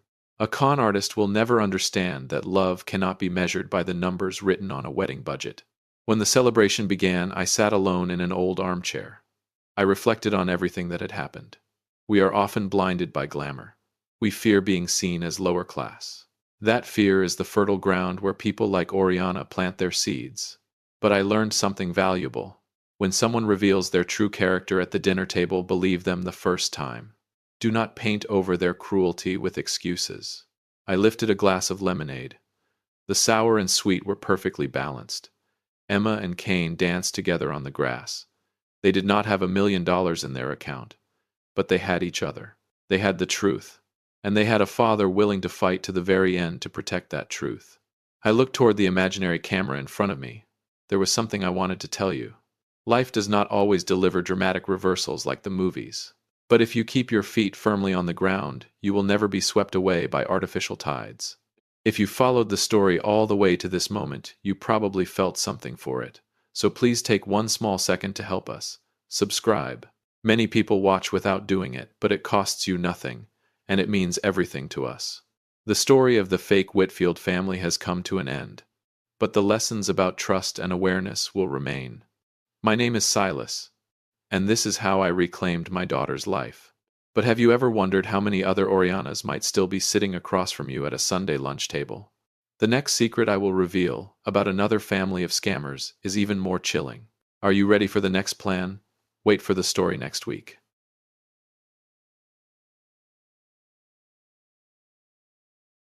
Don't talk to him. He's just our butler. The words slipped lightly from Jessica's mouth, but they cut through the warm Thanksgiving dinner like a knife. I froze in place, the tray of red wine trembling slightly in my hands. 35 guests, wealthy neighbors, and my son's business partners fell silent all at once. They looked at me with a mixture of pity and disgust, as if I were an unwanted stain on their expensive carpet. I glanced at Marcus, my only son. He avoided my eyes, slowly rotating the crystal glass in his hand. Instead of standing up for the father who raised him, he stepped closer, leaned toward my ear, and whispered in a cowardly tone, "Dad, please don't embarrass us. Just go along with it, okay?" The blood in my veins seemed to freeze. In this house, I was no longer a father, no longer a grandfather, and certainly no longer a person. I was just an old piece of furniture, a ghost lurking in the corner of the room there, only to serve the illusion of their glamorous life. I suddenly laughed out loud because the man who was paying their mortgage and their credit cards was about to teach them a very expensive lesson. Welcome back to Dad's Real Life Revenge. Grab a snack, sit back, and remember the people in these stories always had every chance to do the right thing. They simply chose not to. Leave a comment, and don't forget to subscribe. You're going to like it here. My name is James. I'm 65 years old. 10 years ago, after my wife passed away, I sold my chain of auto repair shops and gathered everything I owned so I could move in with my son. Marcus and Jessica kept saying they wanted to take care of me in my old age. They painted a picture of a happy 3-generation family living together in a spacious mansion worth $1,200,000. But the reality was a painful slap in the face. What they didn't know or chose to forget was that I was the one who signed the check to buy this house. They didn't know that the balance in my bank account was still growing every day, with nearly $4 million from smart investments. They saw me in the gray butler's uniform that Jessica forced me to wear, and they assumed I had nothing but dependents.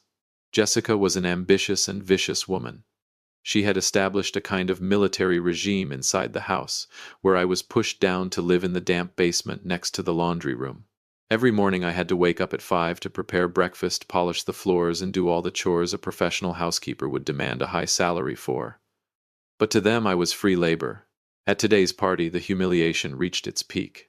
I watched Jessica laughing with her upper-class friends, proudly showing off a new handbag she had bought, using the supplementary credit card connected to my account, while introducing me as some lowly stranger. Every time I tried to speak with my grandchildren, Emma and Jessica would quickly step in. She didn't want me contaminating the perfect world she had created for them. The pain didn't come from being humiliated in front of strangers. It came from Marcus's silence. My son, the child I once stayed up all night caring for when he was sick, was now looking at his father like a burden that needed to be hidden. He enjoyed the luxury funded by my money, yet felt ashamed of my presence. I turned and walked into the kitchen, placing the wine tray on the marble counter. The shame I had felt moments earlier slowly faded, replaced by a chilling calm. When your self-respect has been stripped away completely, there is nothing left to fear. I glanced at the large mirror hanging in the hallway and straightened the collar of my butler's uniform. They thought I was a senile old man, someone with nowhere to go, clinging to their mercy. They were wrong. I pulled my phone from my pocket and scrolled through the bank notification that had just arrived. Total assets, $3,782,000. Enough money to buy 10 houses like this one and wipe the arrogance off Jessica's face in a single move. This little game of pretending to be their butler had gone on long enough, and I was starting to grow tired of the role. They believed they held my life in the palm of their hands, but in reality I was the one holding their financial oxygen. One click, that was all it would take, and all that glittering luxury outside would collapse like a sandcastle before the tide. Chapter 2 will expose the rot inside this $1,000,000 house.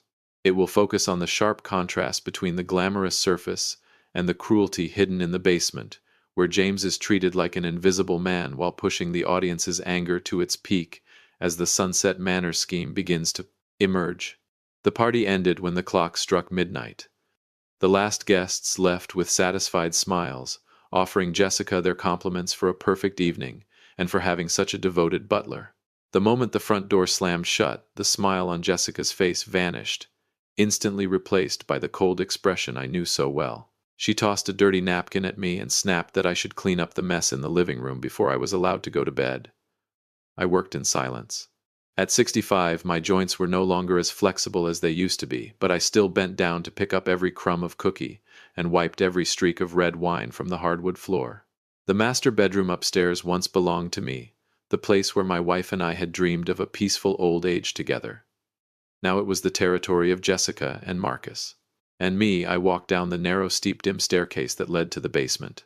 My room was next to the furnace and the washing machine. It was so small it barely held a single bed and an old wardrobe. There was no window, no fresh air, only the constant rumble of the washing machine through the night and the damp smell of the earth. Jessica called it a space-saving solution, but I knew the truth. She simply wanted to push me out of sight so I wouldn't ruin the elegant image of the house. The next morning I woke up to Jessica pounding on my door. She stood there with her hands on her hips, ordering me to take Emma and Jake to school because her car was in the shop.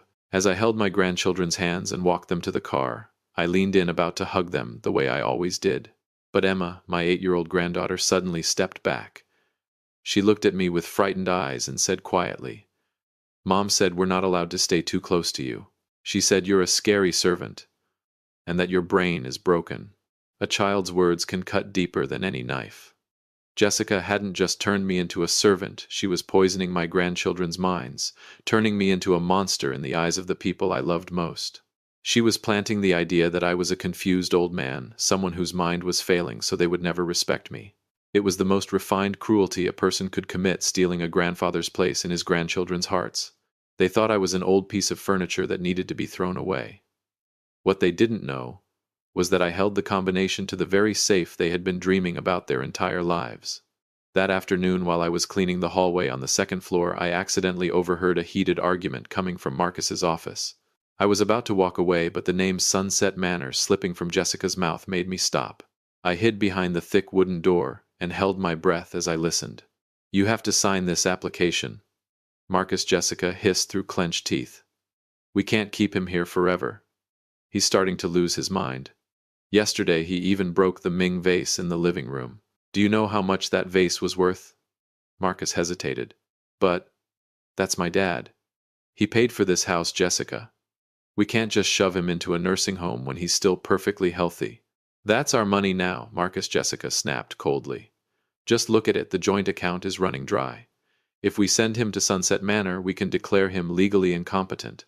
Once that happens, all of his investment portfolios and savings accounts will belong to us legally. I've already done the research. Sunset Manor is a very discreet place.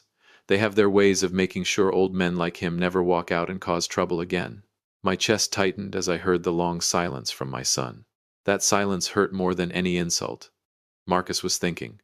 He was weighing my entire life's fortune against his duty as a son. Then he sighed a sigh of surrender. "All right. But we have to do it carefully. We'll need a doctor to confirm early-stage dementia." Her words cut through the air like a blade. They were planning to use the very money I had spent my entire life building, to lock me away in a prison for the elderly, a place where I would be forgotten until the day I died. To them, I wasn't a father who deserved care. I was a financial obstacle that needed to be removed. Jessica's shameless cruelty had reached a level that could no longer be tolerated, and Marcus's cowardice erased the last trace of affection I still had for him. I quietly walked down the stairs, my hands trembling with rage, yet my mind strangely clear. A plan was already beginning to take shape. They wanted to play games about legal competency. They wanted control over my finances. Fine. I would show them exactly where the true power of money really lies. I pulled out my phone and sent a message to Harold, my longtime lawyer and closest friend. "Harold, I need you to prepare a few documents. It's time to activate the backup plan. And remember, keep everything quiet until the very last moment." I looked out through the small basement window where the only thing visible was the feet of people walking back and forth along the sidewalk. I had lived in the shadows for too long, endured too much, hoping that one day my son would wake up and realize what he was doing. But today that hope died. I was no longer a forgiving father. I was a millionaire protecting what belonged to me. Would Marcus choose his wife, or the father who raised him? The answer will shock you with the cruelty of people blinded by greed. Follow my story until the end, and leave a comment telling me the city you're watching from so I can see how far my story has traveled. That night I didn't sleep. I sat on the narrow single bed listening to the washing machine rumble and the laughter of Marcus and Jessica upstairs. They were opening an expensive bottle of champagne, probably celebrating the fact that their Sunset Manor plan was about to become reality. What they didn't realize was that every sip they drank tonight would become a bitter debt they would pay for the rest of their lives. My quiet revenge had officially begun, and the first card I was about to play would be the one that would make them drop to their knees in shock. They thought they were cornering me. In truth, they were only building the walls of their own prison. This game was no longer about humiliation. It was about justice. And the justice of a man who has nothing left to lose is the most terrifying kind of justice there is. Chapter 3 will mark James's transformation from a man who endured everything into a calm, calculating hunter. We will focus on the sharp contrast between James's quiet composure in his lawyer's office and the almost ridiculous chaos that erupts when Jessica suddenly finds that her lifeline has been cut off. On Monday morning, I didn't wake up at 5 to prepare breakfast like usual. Instead, I put on the most expensive custom-tailored suit I owned one.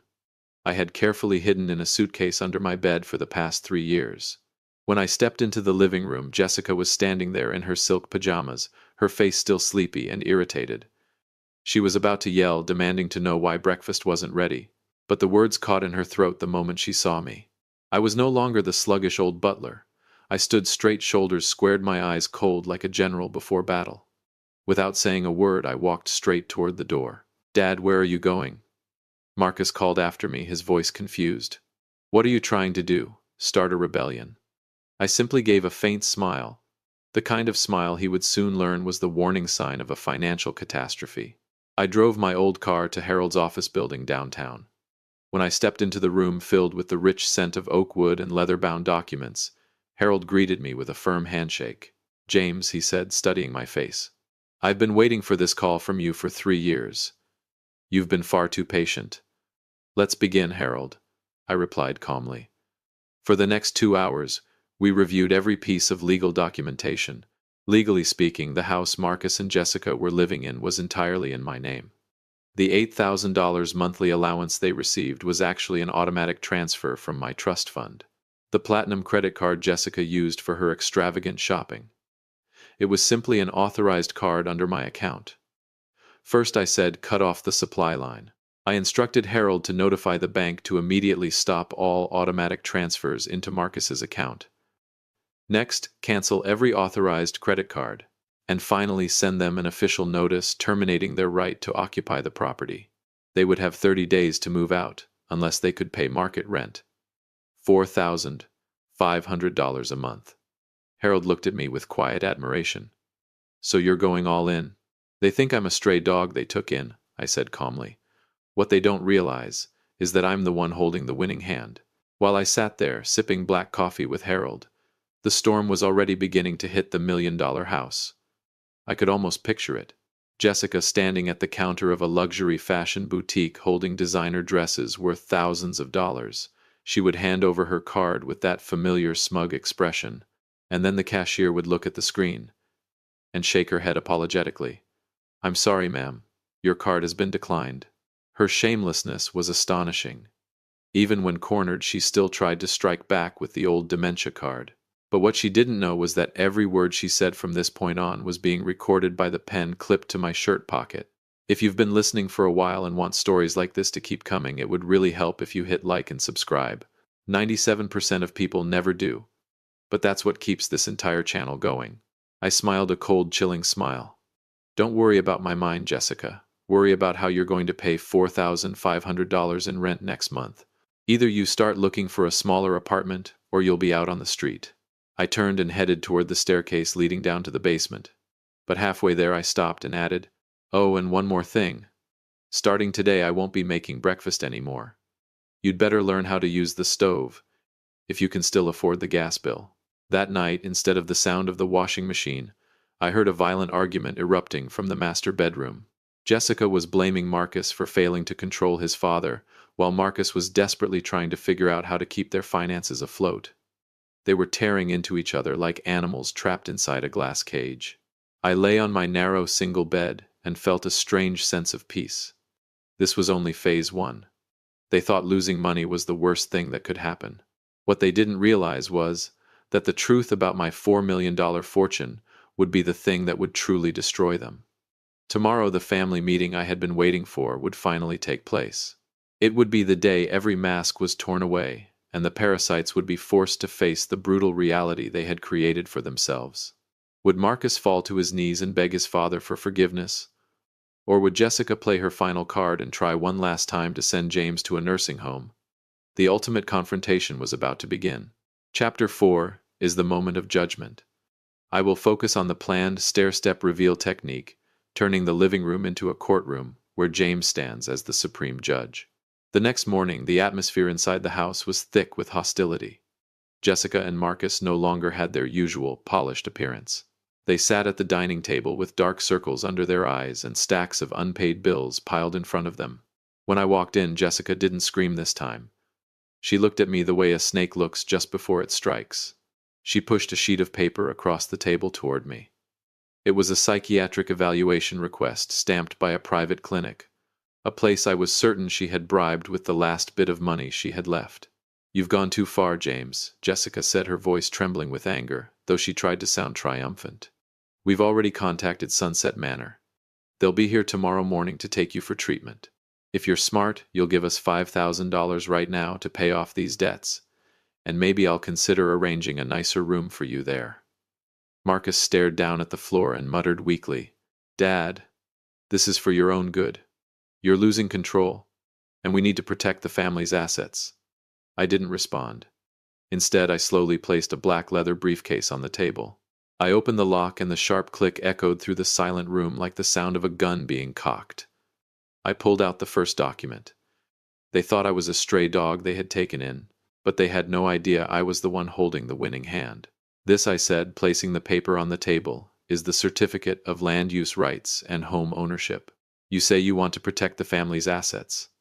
Then take a good look at who the sole owner of this $1.2 million house really is. Not Marcus. Not Jessica. Me, James Pierce.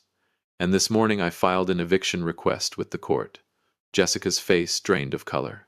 She grabbed the document with trembling hands, her expression shifting from pale to ghost white. Marcus's mouth fell open.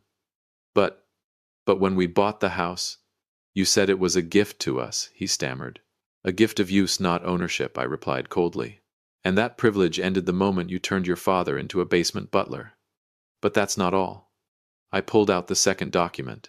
"These are detailed statements from 3 different banks. My current total balance is $3,782,000. For the past 3 years, I've spent more than $300,000 just to maintain your ridiculous, extravagant lifestyle. I'm not some confused old man who needs financial protection. I'm the man who has been feeding this rotten family while the two of you played dress-up as high society." Silence filled the room. Jessica stared at the unbelievable numbers on the bank statement. The greed in her eyes suddenly transformed into a nauseating display of fake remorse. She tried to reach out and touch my hand, but I pulled away. Dad, Marcus stammered, his voice breaking. "We didn't know. We're truly sorry. We'll make it right. We'll move you back to the master bedroom immediately." I looked at my son and felt something deeper than anger. Pity. "You're not sorry because you mistreated me," I said calmly. "You're sorry because you accidentally mistreated a millionaire." And now I continued. "Here's the final card." I placed the recorder on the table and pressed play. Jessica's cold voice filled the room. "We can declare him legally incompetent. Once that happens, his entire investment portfolio will belong to us. Sunset Manor will make sure he never walks out and causes trouble again." Jessica collapsed into her chair, the color draining from her face. Marcus looked at his wife as if he were seeing a stranger, but I knew he was just as guilty through his silence. "You were planning to use my own money to lock me in a nursing home?" I asked. Every word landed like a stone on their chests. "You think my mind is broken? No, my mind is perfectly clear. Clear enough to record this betrayal. I've already sent that recording along with evidence of elder abuse to my lawyer and the police. If you've listened this far, do us one small favor. It only takes a second. Subscribe. A lot of people watch without doing it, but it means a lot to this channel." Jessica suddenly jumped to her feet, screaming like someone losing her mind. "You can't do this. You're his father. You can't throw us out onto the street." I stood up and calmly gathered my papers. There was no warmth left in my eyes for this woman. I'm not throwing you onto the street, I said quietly. I'm simply giving you the freedom you've always wanted. Freedom from my support. Freedom to earn your own living. I looked at Marcus one last time. Your car will be repossessed this afternoon. Your credit cards are dead. And by the end of the weekend, the locks on this house will be changed. You have 48 hours to pack your things. Then I turned and walked up the stairs, not down to the basement, but straight into the master bedroom. For the first time in 3 years, I walked like the true owner of this house. Downstairs, the shouting and crying erupted again. But this time it didn't bother me. The game was over, the masks had fallen, and justice, late though it was, had been delivered with the cold precision of numbers. What do you think about the way James turned the tables? Will Jessica accept defeat? Or is she planning one last move during those final 48 hours? The truth revealed in the final chapter may make you rethink the true value of family. This final chapter will be a cleansing of James's soul and a fitting sentence for the greedy. We will end this journey with a feeling of peace, powerful and well-earned. 48 hours passed like a quiet purge. The mansion that once echoed with the fake laughter of upscale parties was now filled only with the sound of packing tape sealing cardboard boxes and the tired echoes of arguments. Jessica, the woman who once treated me like a ghost in the basement, chose the most cowardly path. Instead of kneeling down to apologize and ask for mercy, she packed up the last of her designer belongings and disappeared in the middle of the night, leaving behind a divorce paper for Marcus. Greed had been the only glue keeping her there, and when the money stopped flowing, she vanished like smoke. Marcus stood in the empty living room watching the taxi that carried his wife away. He looked 10 years older, his shoulders slumped under the weight of reality. Without credit cards, without protection, he was just a middle-aged man with no real survival skills. I walked down the stairs this time wearing a simple but neatly pressed shirt. I didn't look at him with anger, but with a strange calmness. Marcus looked up, his voice hoarse. "Dad, I've lost everything. She's gone. What am I supposed to do now?" I poured a glass of water and placed it on the oak table that I had paid for with my own hands. "You haven't lost everything, Marcus," I said quietly. "You still have your hands, and you still have a name that hasn't been written in the black book of the law. I won't throw you out onto the street immediately, but you will live in the basement." Marcus stared at me in shock. I continued firmly. "You'll stay in the room next to the washing machine. You'll get a job, any job, and you'll pay me $2,000 in rent every month. If you're late, even one day, the door will be locked. If you complain once you're out, this is the only way you'll find the identity of the man you lost during those years of blind indulgence." For the first time in many years, I saw Marcus cry. Not the fake tears of manipulation, but the tears of a child who had finally realized how terribly wrong he had been. Without saying a word, he picked up his suitcase and walked down to the basement, the place that had once been my home. I returned to the master bedroom and opened the windows wide, letting the sunlight pour in. I took out the photograph of my wife and placed it carefully on the dresser. I had kept my promise to her. I didn't allow our son to become completely ruined, but I also refused to let myself be trampled. Subscribe to the channel so you won't miss more hard-earned lessons about dignity, family, and the true cost of betrayal. My story may make many people angry, but it carries a harsh truth about life. Respect is not something you can simply grant yourself, it has to be earned. And sometimes, in order to protect love, you must learn to use the firmness of money and the power of the law. To those of you who have followed this story, I want to share a few lessons from a man who has lived nearly an entire lifetime. First, kindness without boundaries only feeds the ungrateful. Never confuse compassion with weakness. The moment you allow someone to cross the line of your self-respect, you are teaching them how to trample on you. Second, money is only a tool, but the way you use it reveals your true character. Jessica and Marcus saw the numbers, but they were blind to the value of the man who created them. Never bite the hand that feeds you, because when that hand closes into a fist, the price you pay will be total collapse. Finally, family is meant to be a place of love, not exploitation. $1 million mansion can never become a home if it is built on lies and cruelty. I looked down at the garden where Emma and Jake were playing together. I had reclaimed my right to be their grandfather. I will teach them the value of hard work, the importance of gratitude, and the truth that respect is not something you can simply claim, it must be earned. My name is James, and this is the story of my justified revenge on Dad's real-life revenge. Thank you for listening and staying with me until this final moment. Remember this in life. You can choose to be anyone, but choose to be a person of character. I'll see you again in the next stories. That night, the rain poured relentlessly. A runaway container truck barreled straight through the US 41 intersection. The sound of metal tearing through the night echoed everywhere. Tires screamed across the soaking wet pavement. And then came an impact powerful enough to crush everything. In the instant, my SUV rolled over the world, completely collapsed. Blood, darkness, absolute silence. My brain felt like a system that had suddenly lost power. My body was motionless. But one thing was still functioning: awareness. I wasn't dead. I was simply trapped inside my own body. I could still hear everything. I could still feel every breath. And there, on the boundary between life and death, I witnessed a horrifying truth. The machines said I was unconscious. My family said they wished I would never wake up. Both were wrong, and that mistake cost them everything. Welcome back to Dad's Real Life Revenge. Grab a drink, some snacks, get comfortable, and remember the people in these stories had every opportunity to do the right thing, they simply chose not to. Leave a comment with the number 1 so we can continue the story, and hit subscribe. You're going to enjoy this one. My name is Matt Harris. I'm a logistics coordinator. For the past 30 years, my job has been managing risks and handling incidents along transportation routes. I control every variable. I calculate every second of delay. But I forgot one fundamental rule of this industry. The worst accidents always happen on the roads you know best. Yet that very disaster helped me realize that the family system I had devoted my life to building, protecting, and operating had actually been rotten for a long time. The people I loved most were standing around my hospital bed. They weren't looking at me with concern. They were looking at me like defective cargo that needed to be cleared out to free up space. They didn't know I could hear them. They thought I was nothing more than an empty shell. They started discussing how to divide my assets while I was still barely hanging on. It was ridiculous. After a lifetime of managing global supply chains, I had allowed a pack of vultures to manipulate things right inside my own home.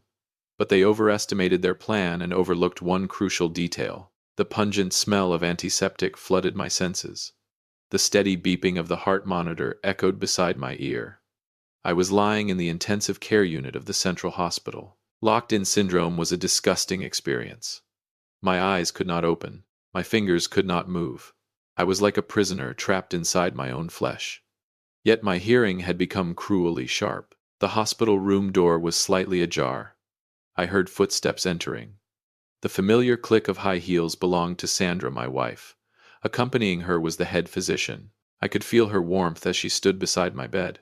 But the words that came from her lips were as cold as ice. She asked the doctor about my condition. Her voice did not tremble. Not a single tear fell. She only wanted to know when it would all be over. The doctor explained the extent of the brain damage. He said I had a chance of waking up, but it would require time and enormous expenses to keep me alive. At that moment, I heard my wife sigh. It was a sigh filled with calculation, not despair. She lowered her voice. She told the doctor that 58 years was already a complete life. She did not want to see her husband suffer in a hospital bed. The words sounded compassionate, but in reality they were a death sentence. She was deliberately steering the doctor toward an extreme decision. Only 3 days had passed since the horrific accident at the US 41 intersection. 3 short days. That was the full extent of the patience my wife of 30 years was willing to give me. She was not waiting for a miracle. She was rushing to shut the door on my survival. The rustling of paper filled the room. Sandra pulled a document from her handbag. It was a DNR order, a do not resuscitate directive. If my heart stopped beating, the doctors would not intervene. They would allow me to die naturally. It was a death warrant disguised as loving concern. I lay there, my chest rising and falling with the rhythm of the ventilator. I wanted to scream. I wanted to strangle the wretched woman standing in front of me. But my body had completely betrayed me. Helplessly, I listened to the click of a plastic pen cap. The faint scratch of a pen across paper followed. Sandra had signed it. She signed it in blue ink, the color of hope, yet she was using it to end my life. As she signed, she whispered that this was the best thing for all of us. My entire command system was clogged with rage. The woman I had devoted myself to, the woman who had spent the money I earned through sweat and sacrifice, had decided to pull the plug on me after only 72 hours. But this cruelty was merely the opening act of a much larger play. Her scheme did not involve only herself. The hospital room door opened once again.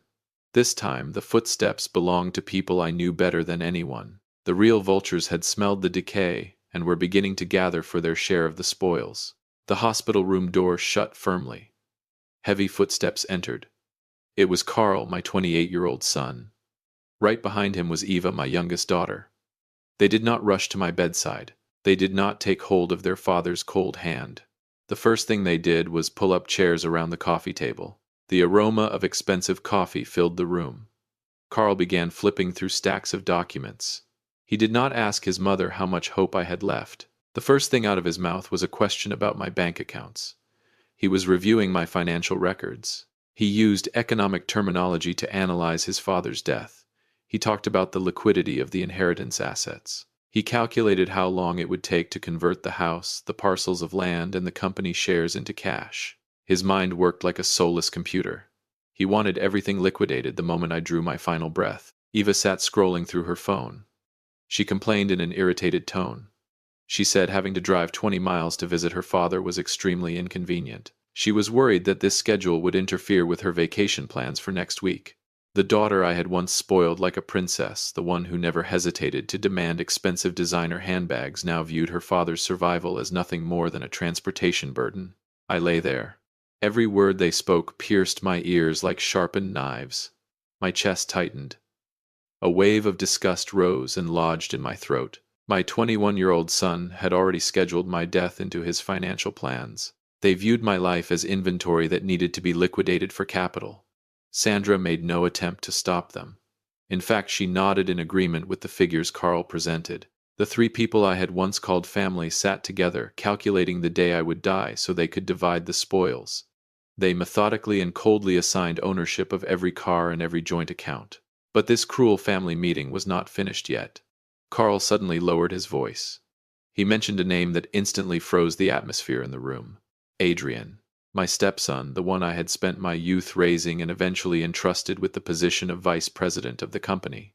Carl said Adrian had been making some highly suspicious moves at the office. At that very moment, while I was not even dead yet, the child I had trusted most was allegedly preparing to strike a fatal blow from behind my back and seize the work of my entire lifetime. The hospital room became terrifyingly quiet the moment Adrian's name was mentioned with suspicion.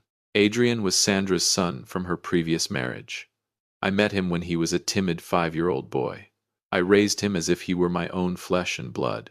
I paid every dollar of his college tuition. I bought him his first house when he got married.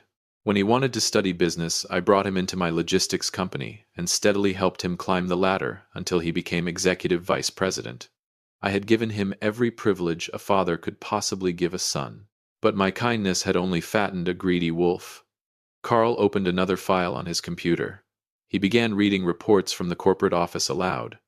Adrian had not visited the hospital a single time since the accident. Instead, he had been busy doing something else.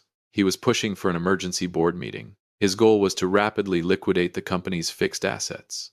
He wanted to sell off the core trucking fleet and consolidate ultimate control in his own hands. His justification was that the company needed immediate restructuring because its leader had been incapacitated. Sandra showed no surprise at Carl's information. In fact, she completely supported Adrian's plan. She said Adrian was doing the right thing. The company needed to remain in the hands of family before creditors started tearing it apart. Family. According to her definition of that word, my name was nowhere on the list. Adrian's coldness, after everything I had done for him, struck my pride like a lethal blow. He had forgotten every loan I had guaranteed on his behalf. He had forgotten that the vice president's chair he occupied had been placed there by my own hands. He was prepared to erase me while I was still fighting for breath in a hospital bed so he could sit in the chairman's seat. The betrayal exceeded the limits of what any human being could endure. I could feel my blood boiling. The rage I had suppressed for so long transformed into a dark source of energy. My body began showing small reactions.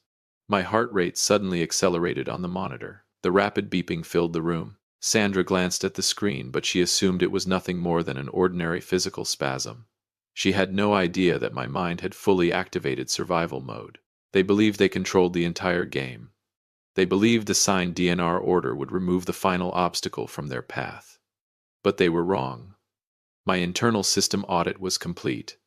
I knew every face, every scheme, every parasite feeding on my life, and fate had granted me a second chance to turn the tables.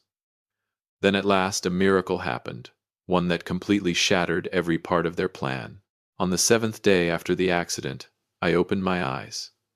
The white light of the hospital room stung my vision, but what truly made me sick were the faces surrounding my bed. Sandra, Carl, Eva, and Adrian, they were all there. The moment the doctors announced signs of my recovery, they rushed in immediately. I saw the shock flash across Sandra's face. The mask of fabricated joy was hastily put back on. She threw her arms around me and burst into dramatic tears. She said, "Thank God for giving me a second chance at life." Carl and Eva stood beside her, eagerly joining in, claiming they had been so worried they could barely eat or sleep.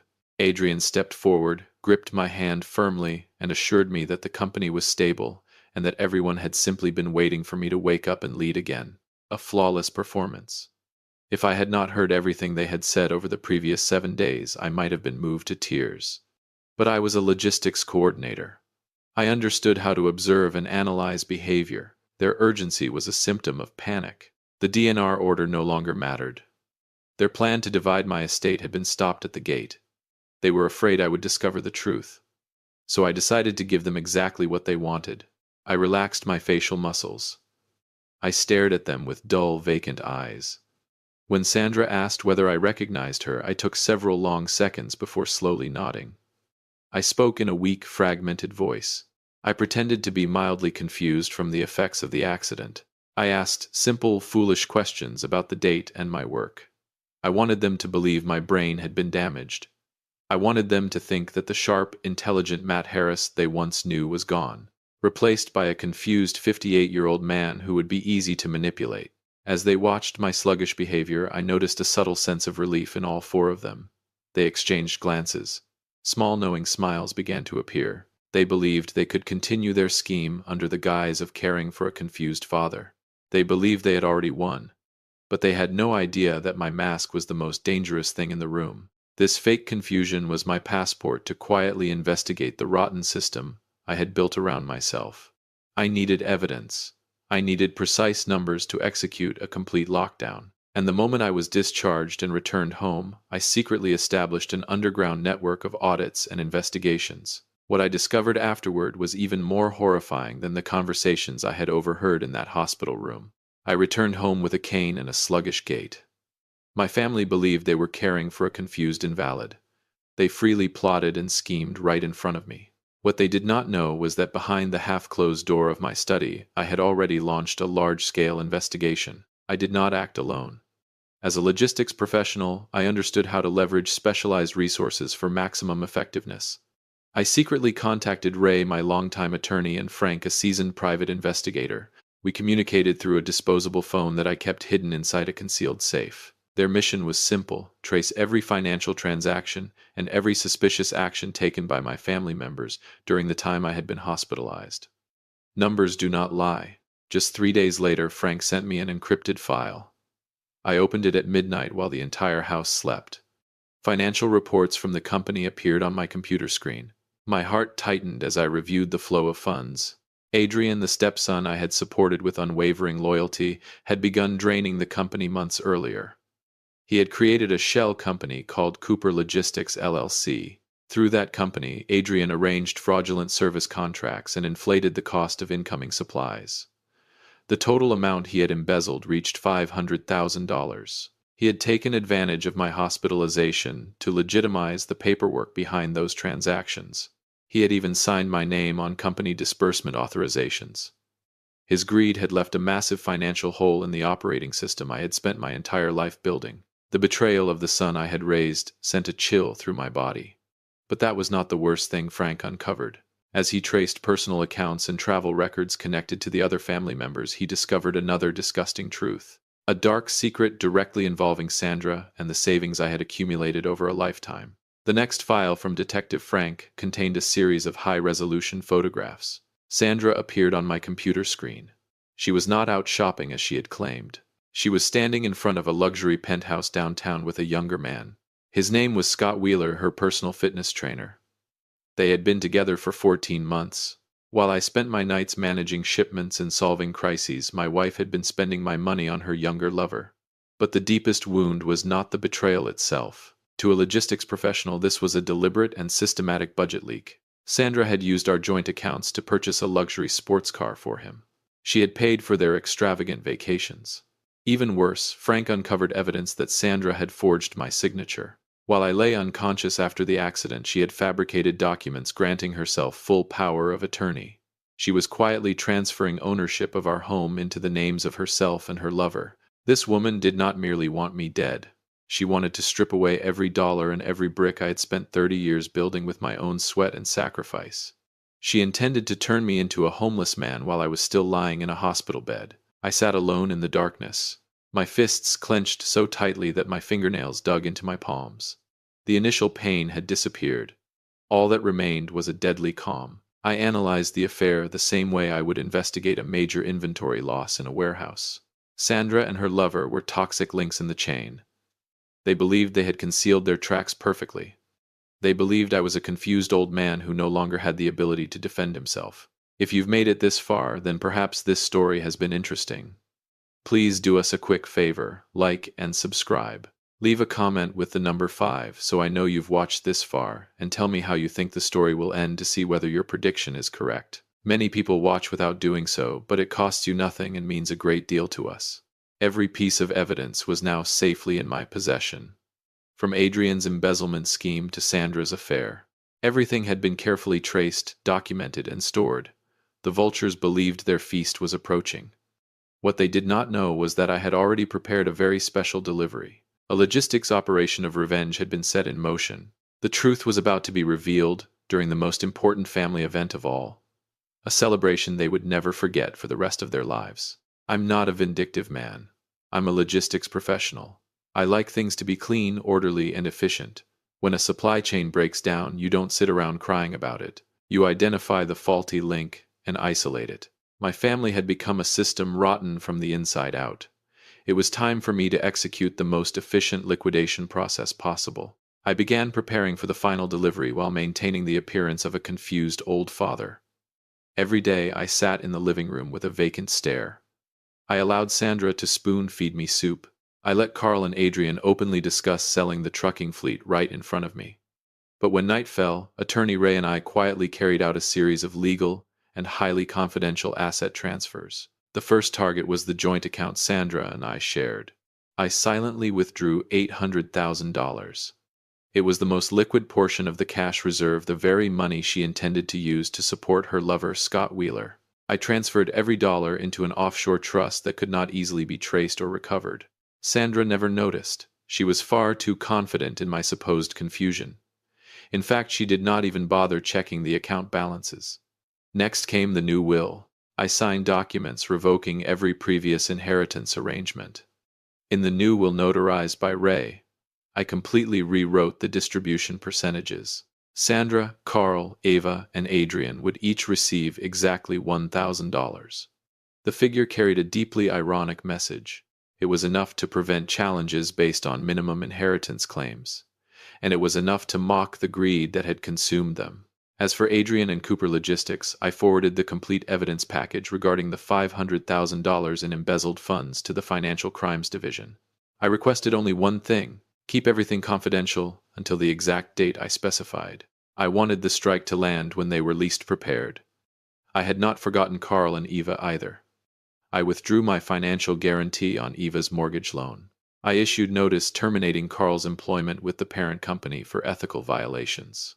Every step was scheduled with minute-by-minute precision, just like a delivery route that allowed no margin for error. The celebration of Sandra's and my 30th wedding anniversary was approaching. Sandra had planned the event long ago as a public display of happiness for neighbors and business associates. She had even ordered an elegant blue gown so she could shine throughout the evening. I agreed to fund every expense of that lavish celebration. I wanted every witness to their betrayal present. The stage had been built. The special envelopes had been sealed. The audience would soon fill every seat. But the most terrifying part of this reversal was not hidden inside those envelopes. It was hidden inside a surprise gift. A gift so devastating that even Sandra could never have imagined it waiting for her when she stepped onto that stage. The chandeliers in the five-star hotel ballroom shone brilliantly overhead. The clinking of crystal glasses echoed through the room. More than 100 guests, business partners, and neighbors alike mingled and laughed. Sandra stood at the center of the stage. She looked stunning in an elegant blue silk gown.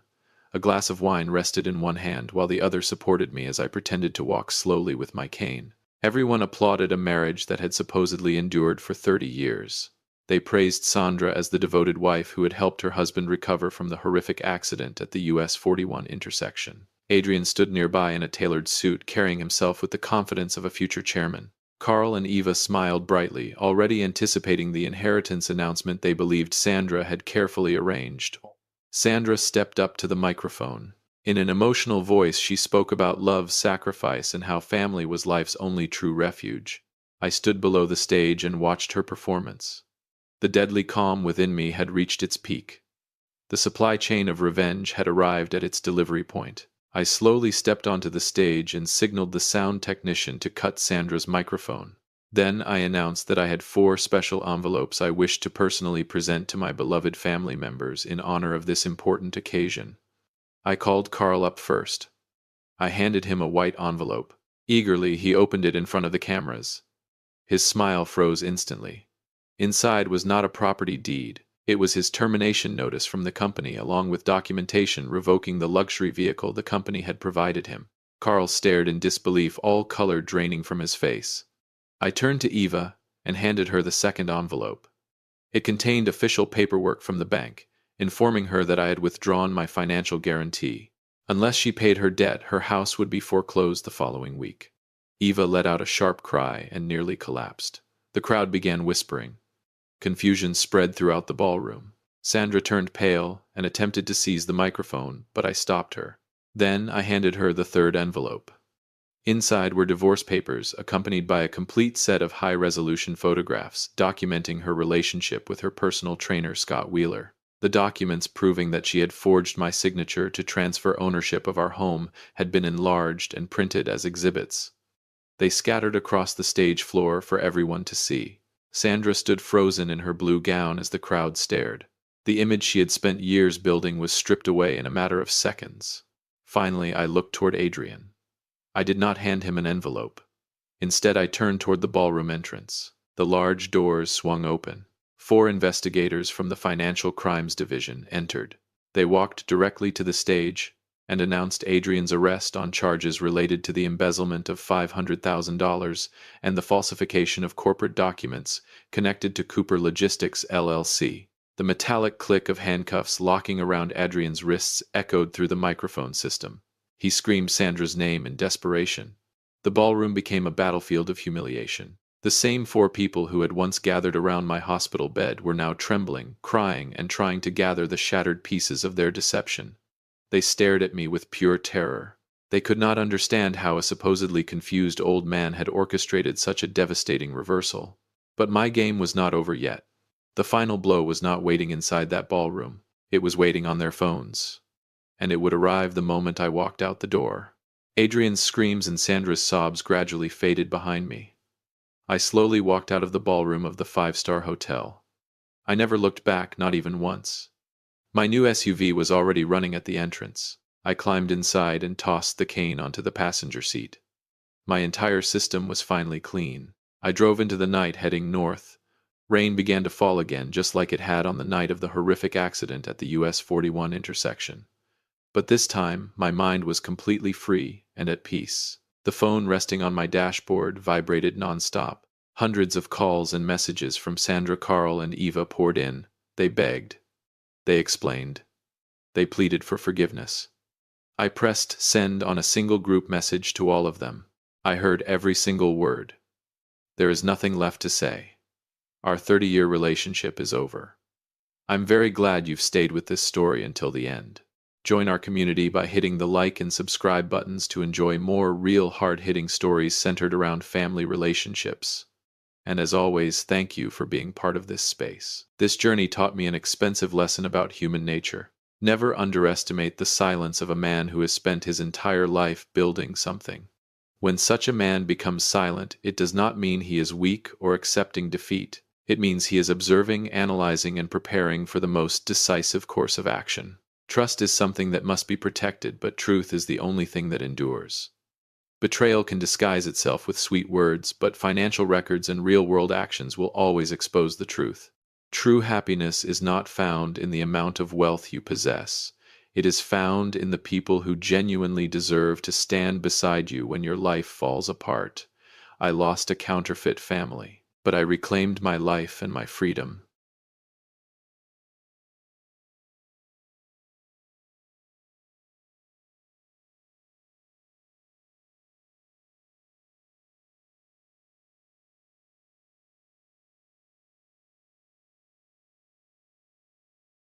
I stood in front of the gleaming glass doors of the Chase Bank. In my hands was a worn blue folder with frayed corners. The cold morning wind slipped through my thin coat, but it was nothing compared to the coldness inside my heart.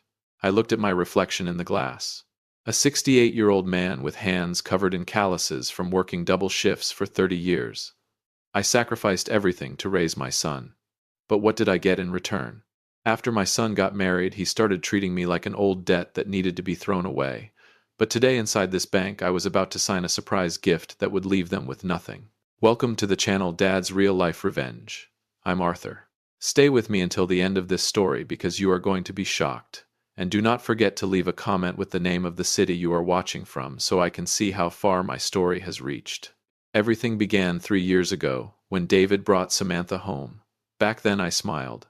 I thought I was gaining a daughter.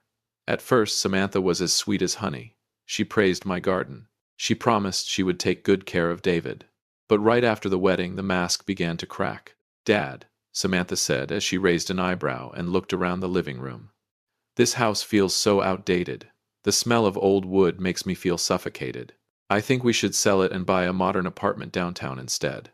I tightened my grip on the coffee cup in my hand. This was the house my late wife and I built together. Every brick carried our sweat and sacrifice. But Samantha did not care. Her eyes were not looking at me. They were fixed on the wall behind me where I kept the property documents. I saw a flash of ambition in those sharp eyes. I chose to stay silent because I loved my son. I did not know that silence would become the beginning of a cruel plan. Samantha's presence in the house was like icy water, seeping into every crack of my family. She started with little things. Moving my wife's flower vase. Replacing the cream-colored curtains with cold gray fabric. Then she began cutting the ties between David and me. Our joyful weekend dinners slowly disappeared. In their place came excuses about being busy, family outings I was never invited to. Samantha was incredibly skilled at isolating me. She created an atmosphere that made me feel like an unwanted stranger inside my own home. The breaking point came last Christmas. In 56 years, I had never spent Christmas alone. That morning I woke up early. I prepared pancake batter and warmed the maple syrup. I eagerly waited for Leo's laughter and David's familiar high five. But the house was frighteningly silent. I walked upstairs and found their room empty. A note was taped to the refrigerator. "Dad, we took Leo to Samantha's parents' house for Christmas. Samantha said you needed some quiet rest." David. I stood frozen in the empty kitchen. The sound of my fork touching the porcelain plate echoed harshly through the silence. For the first time in my life, the maple syrup on my pancakes tasted bitter with abandonment. I ate in the dark because I could not bear the emptiness of the room around me. Samantha had succeeded. She had turned me into a ghost inside my own home. I looked out the window and saw the neighbors' lights sparkling warmly. They were laughing together, and I was alone with fading memories. Every bite I swallowed felt like a stone pressing deeper into my chest. I wondered what David was thinking. Did he remember all the Christmases when I worked extra night shifts just to buy him the toys he dreamed of? Probably not. Samantha had brainwashed him too well. My patience had limits. I was willing to ignore everything until what happened at Leo's birthday party. That was the moment I realized this woman's cruelty had no bottom. Leo's 5th birthday party was a terrible day. I had spent an entire month working in the woodworking shop downstairs. I carefully carved each wheel by hand. I polished the body of the train with the finest natural oil I could find. It was a wooden oak train, and I had engraved Leo's name along the side with all the pride of a grandfather's heart. I wanted my grandson to have something truly meaningful, something powered not by batteries but by imagination. When I carried the gift into the room filled with shiny wrapped boxes, Samantha looked at it with obvious disgust. She did not even bother touching it. "Oh, look at that," she said mockingly. "An old dusty toy. Dad, you do realize Leo only plays with toys that meet international safety standards, right? That wood could have splinters. It could scratch his hands." I froze. David stood there, but he would not look me in the eyes. Instead, he bent down and adjusted an expensive remote-controlled airplane. Samantha picked up my wooden train using only the tips of her fingers, as if she were holding a bag of garbage. Then she tossed it into a cardboard box in the corner of the room. The box for things that were about to be donated or thrown away. "Just leave it there," Samantha said to David. "I don't want cheap junk taking up space in our son's room." My chest tightened with pain. That was not just a toy. It was my sweat, my effort, and my love carved into wood. And David stayed silent. He had completely chosen his wife's side. In that moment, I felt like a stranger interrupting the party of wealthy people who no longer needed me. Quietly, I walked away while they began cutting the birthday cake. No one noticed I was gone. I returned to my room and shut the door behind me. I sat there in darkness, feeling the collapse of the family I had spent my entire life building. Samantha did not just want my assets. She wanted to erase my existence. She wanted me to disappear just like that wooden train. The hurt inside me slowly transformed into a cold, burning hatred. I was no longer sad. I started watching. I started listening. And that was when I realized Samantha was hiding a secret far darker than her arrogance. 3 days after Leo's birthday party, my phone rang at 8 o'clock that evening. It was Samantha. Her voice over the phone sounded sweet, rustling like dry leaves underfoot. But I could feel the poison hidden beneath it. "Dad," she said softly, "David and I have been thinking a lot about your future. You've been forgetful lately. This house is far too big and dangerous for an elderly man living alone. We think it's time you had some professional financial planning." I tightened my grip on the receiver. The financial planning she talked about was really a death sentence for my freedom. She started mentioning a retirement home in the suburbs, a place she called paradise for seniors. But I knew it was nothing more than a glass cage where she could easily control everything I owned. The next morning, I quietly went to the Chase Bank. I did not tell David. I wanted to review my savings accounts myself. When I sat across from the financial advisor, she looked at me with sympathy in her eyes. "Mr. Arthur," she hesitated, "3 days ago, a woman claiming to be your daughter-in-law came here. She brought an unsigned power of attorney form and asked very detailed questions about your current balances." The blood in my veins turned cold. Samantha had already come here before me. She was not waiting for my permission. She was hunting down every dollar I had spent my life saving. She wanted to know how large the prey was before swallowing it whole. I walked out of the bank. The sunlight was bright and golden, but I felt freezing cold inside. Samantha was not just a gold digger. She was a ruthless predator. She was studying guardianship laws. She wanted to prove I was mentally unstable so she could strip away my right to control my own life.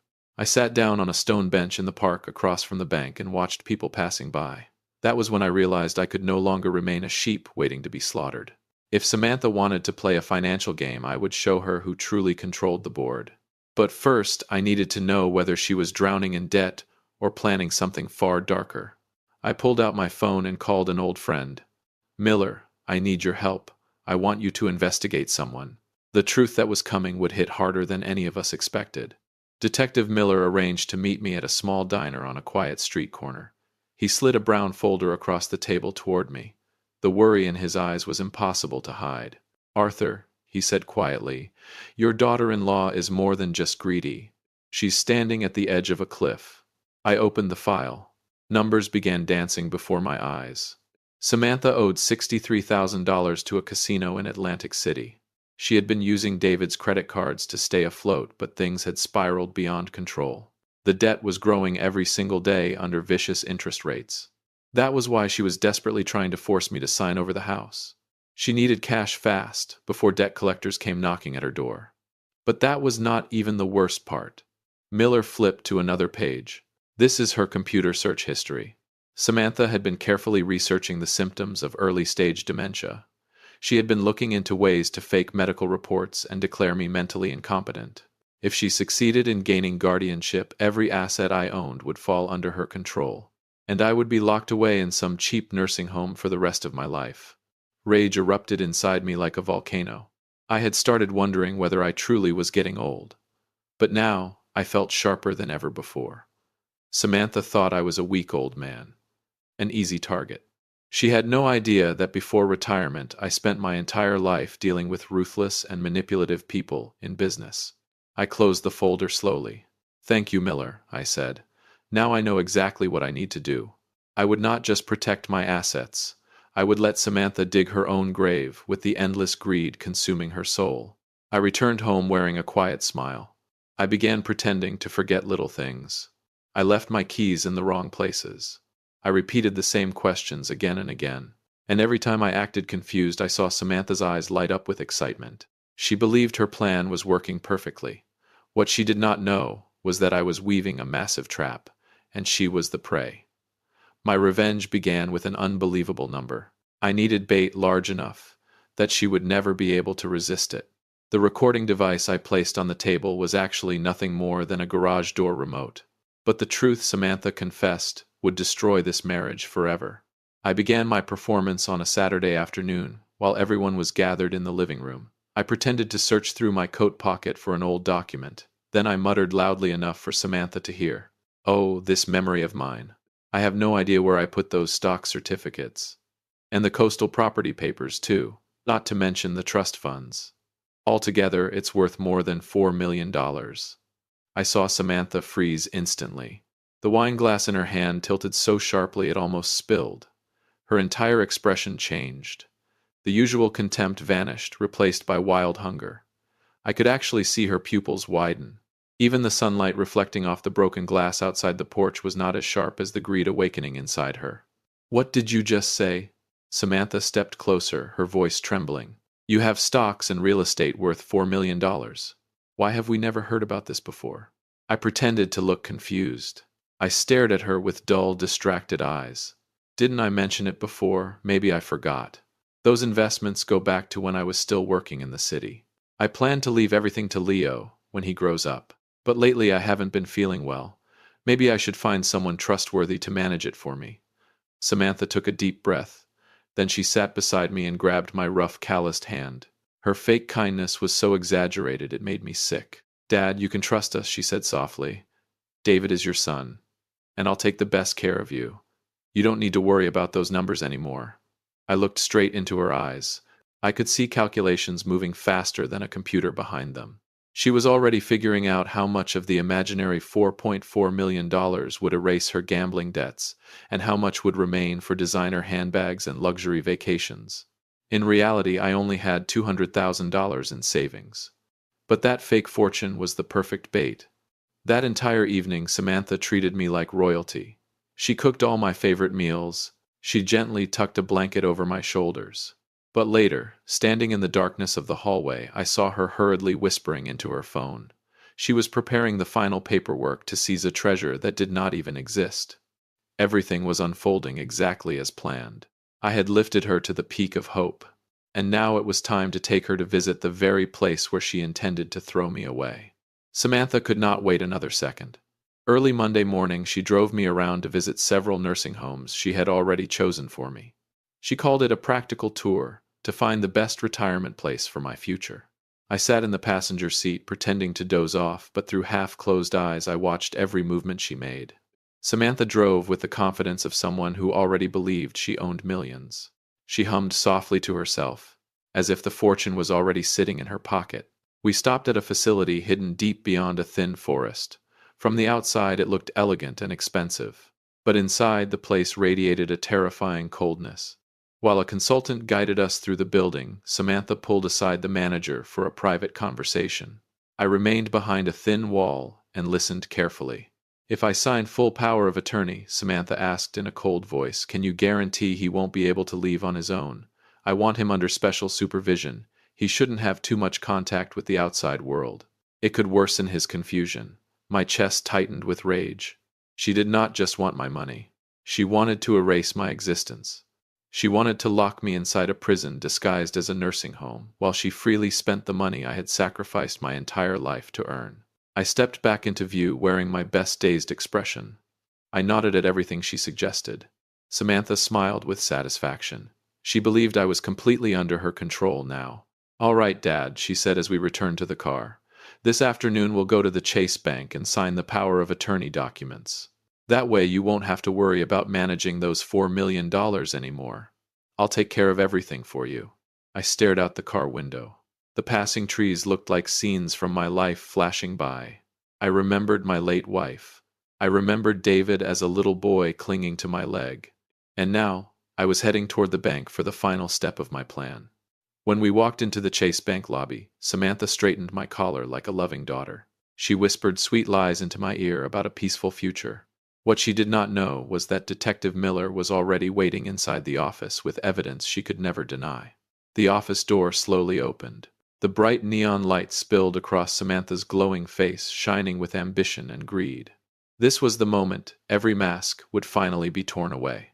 We sat inside the VIP office of the bank. Samantha placed the power of attorney documents on the table, her hands trembling with excitement.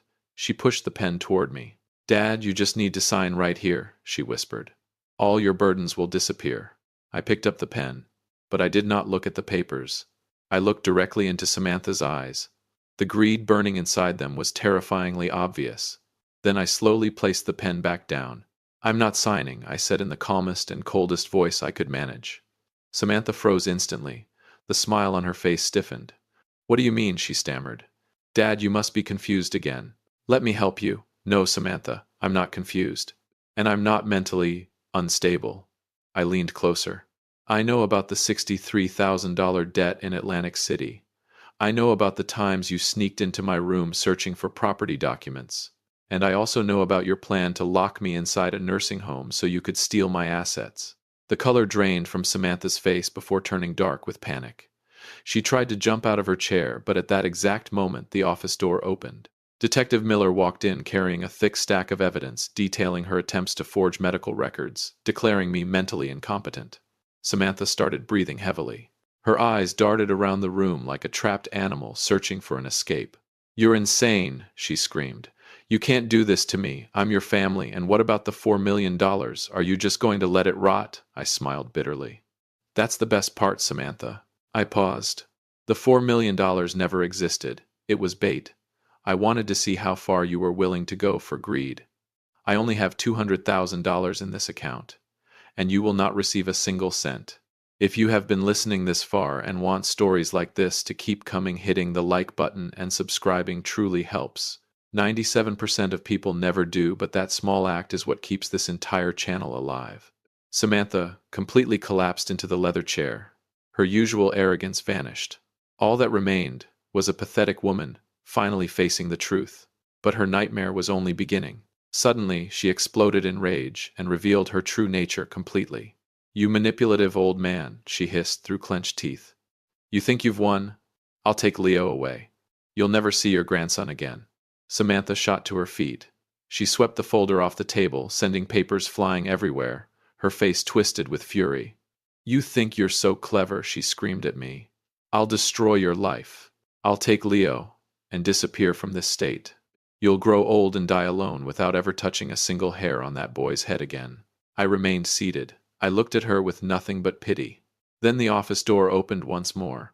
This time it was not a bank employee. David walked in. His face looked pale and exhausted. His eyes were bloodshot with disappointment and pain. In his hand was a stack of divorce papers that had already been prepared. Samantha froze completely. Her lips trembled. "David," she whispered, "what are you doing here?" "I can explain." "There's no need," Samantha David replied in a hoarse voice. "I was in the next office listening through the internal speaker system. I found out about your gambling debts 3 days ago because of Dad. I didn't want to believe it. I kept hoping you would stop. But trying to throw my father into a nursing home just to steal his money is unforgivable." David placed the divorce papers on the bank table. Beside them, he set down a temporary restraining order issued by the court. "You're not taking Leo anywhere," David said firmly. "I've already arranged temporary custody proceedings. You should focus on dealing with your legal problems with the casino." Samantha collapsed onto the floor. She burst into desperate sobs and grabbed at the leg of David's pants, begging for forgiveness. But David stepped back. He looked at her like she was a stranger, a predator finally caught in the trap created by her own greed. I stood up and placed my hand on my son's shoulder. I could feel him trembling. The truth always hurts, but sometimes it is the only medicine strong enough to save what remains of a family. Samantha looked up at me with pure hatred burning in her eyes. In that moment she realized she had lost everything. No money, no power, no family. David and I walked out of the bank together, leaving Samantha behind with her desperate screams echoing through the hallway. The afternoon sunlight stretched long across the sidewalk outside. I took a deep breath, but our story was not truly over yet. The stormy days finally faded into the past. Samantha was forced into gambling, rehabilitation, and faced investigations for financial fraud. My house no longer carried the coldness of manipulation and deceit. David moved back in with me so the two of us could raise little Leo together. We spent many afternoons side by side in the woodworking shop downstairs. The sound of the saw and the scent of fresh oak brought peace back into my soul. Sunday dinners returned to the backyard once again. The smell of grilled meat filled the air, while Leo's laughter rang across the lawn as he pushed his wooden train through the grass. David looked at me with deep regret in his eyes. "Dad," he said quietly, "I'm sorry for letting blindness cloud my judgment." I smiled and held my son's hand. "What matters is not how we fall," I told him. "What matters is how we rise together." I sat down one evening to write a new will. I still decided to leave a small trust for Samantha. Not because I was weak, but because I wanted her to have one real chance to rebuild her life after prison. I believe in mercy. True revenge is not destroying your enemy. It is living a happy life without allowing hatred to poison your heart. I watched Leo carefully holding the wooden train Samantha once wanted to throw away, and in that moment I understood a priceless truth. The richest person is not the one with the most money. It is the one surrounded by people who love them for who they truly are. Money can appear and disappear in an instant, but love, loyalty, and honor are treasures no amount of wealth can ever buy. My journey at the bank that day came to an end, but it also opened the door to a new chapter filled with hope for my family, and that is how I protected what mattered most. Thank you for staying with me until the end of this journey. If this story helped you appreciate the value of family, share it with the people you love most. And do not forget us here at Dad's Real Life Revenge. I stood by the window looking up at the star-filled sky, and I knew that somewhere out there were still fathers suffering through injustice in silence. But remember this: the truth always finds a way to come into the light.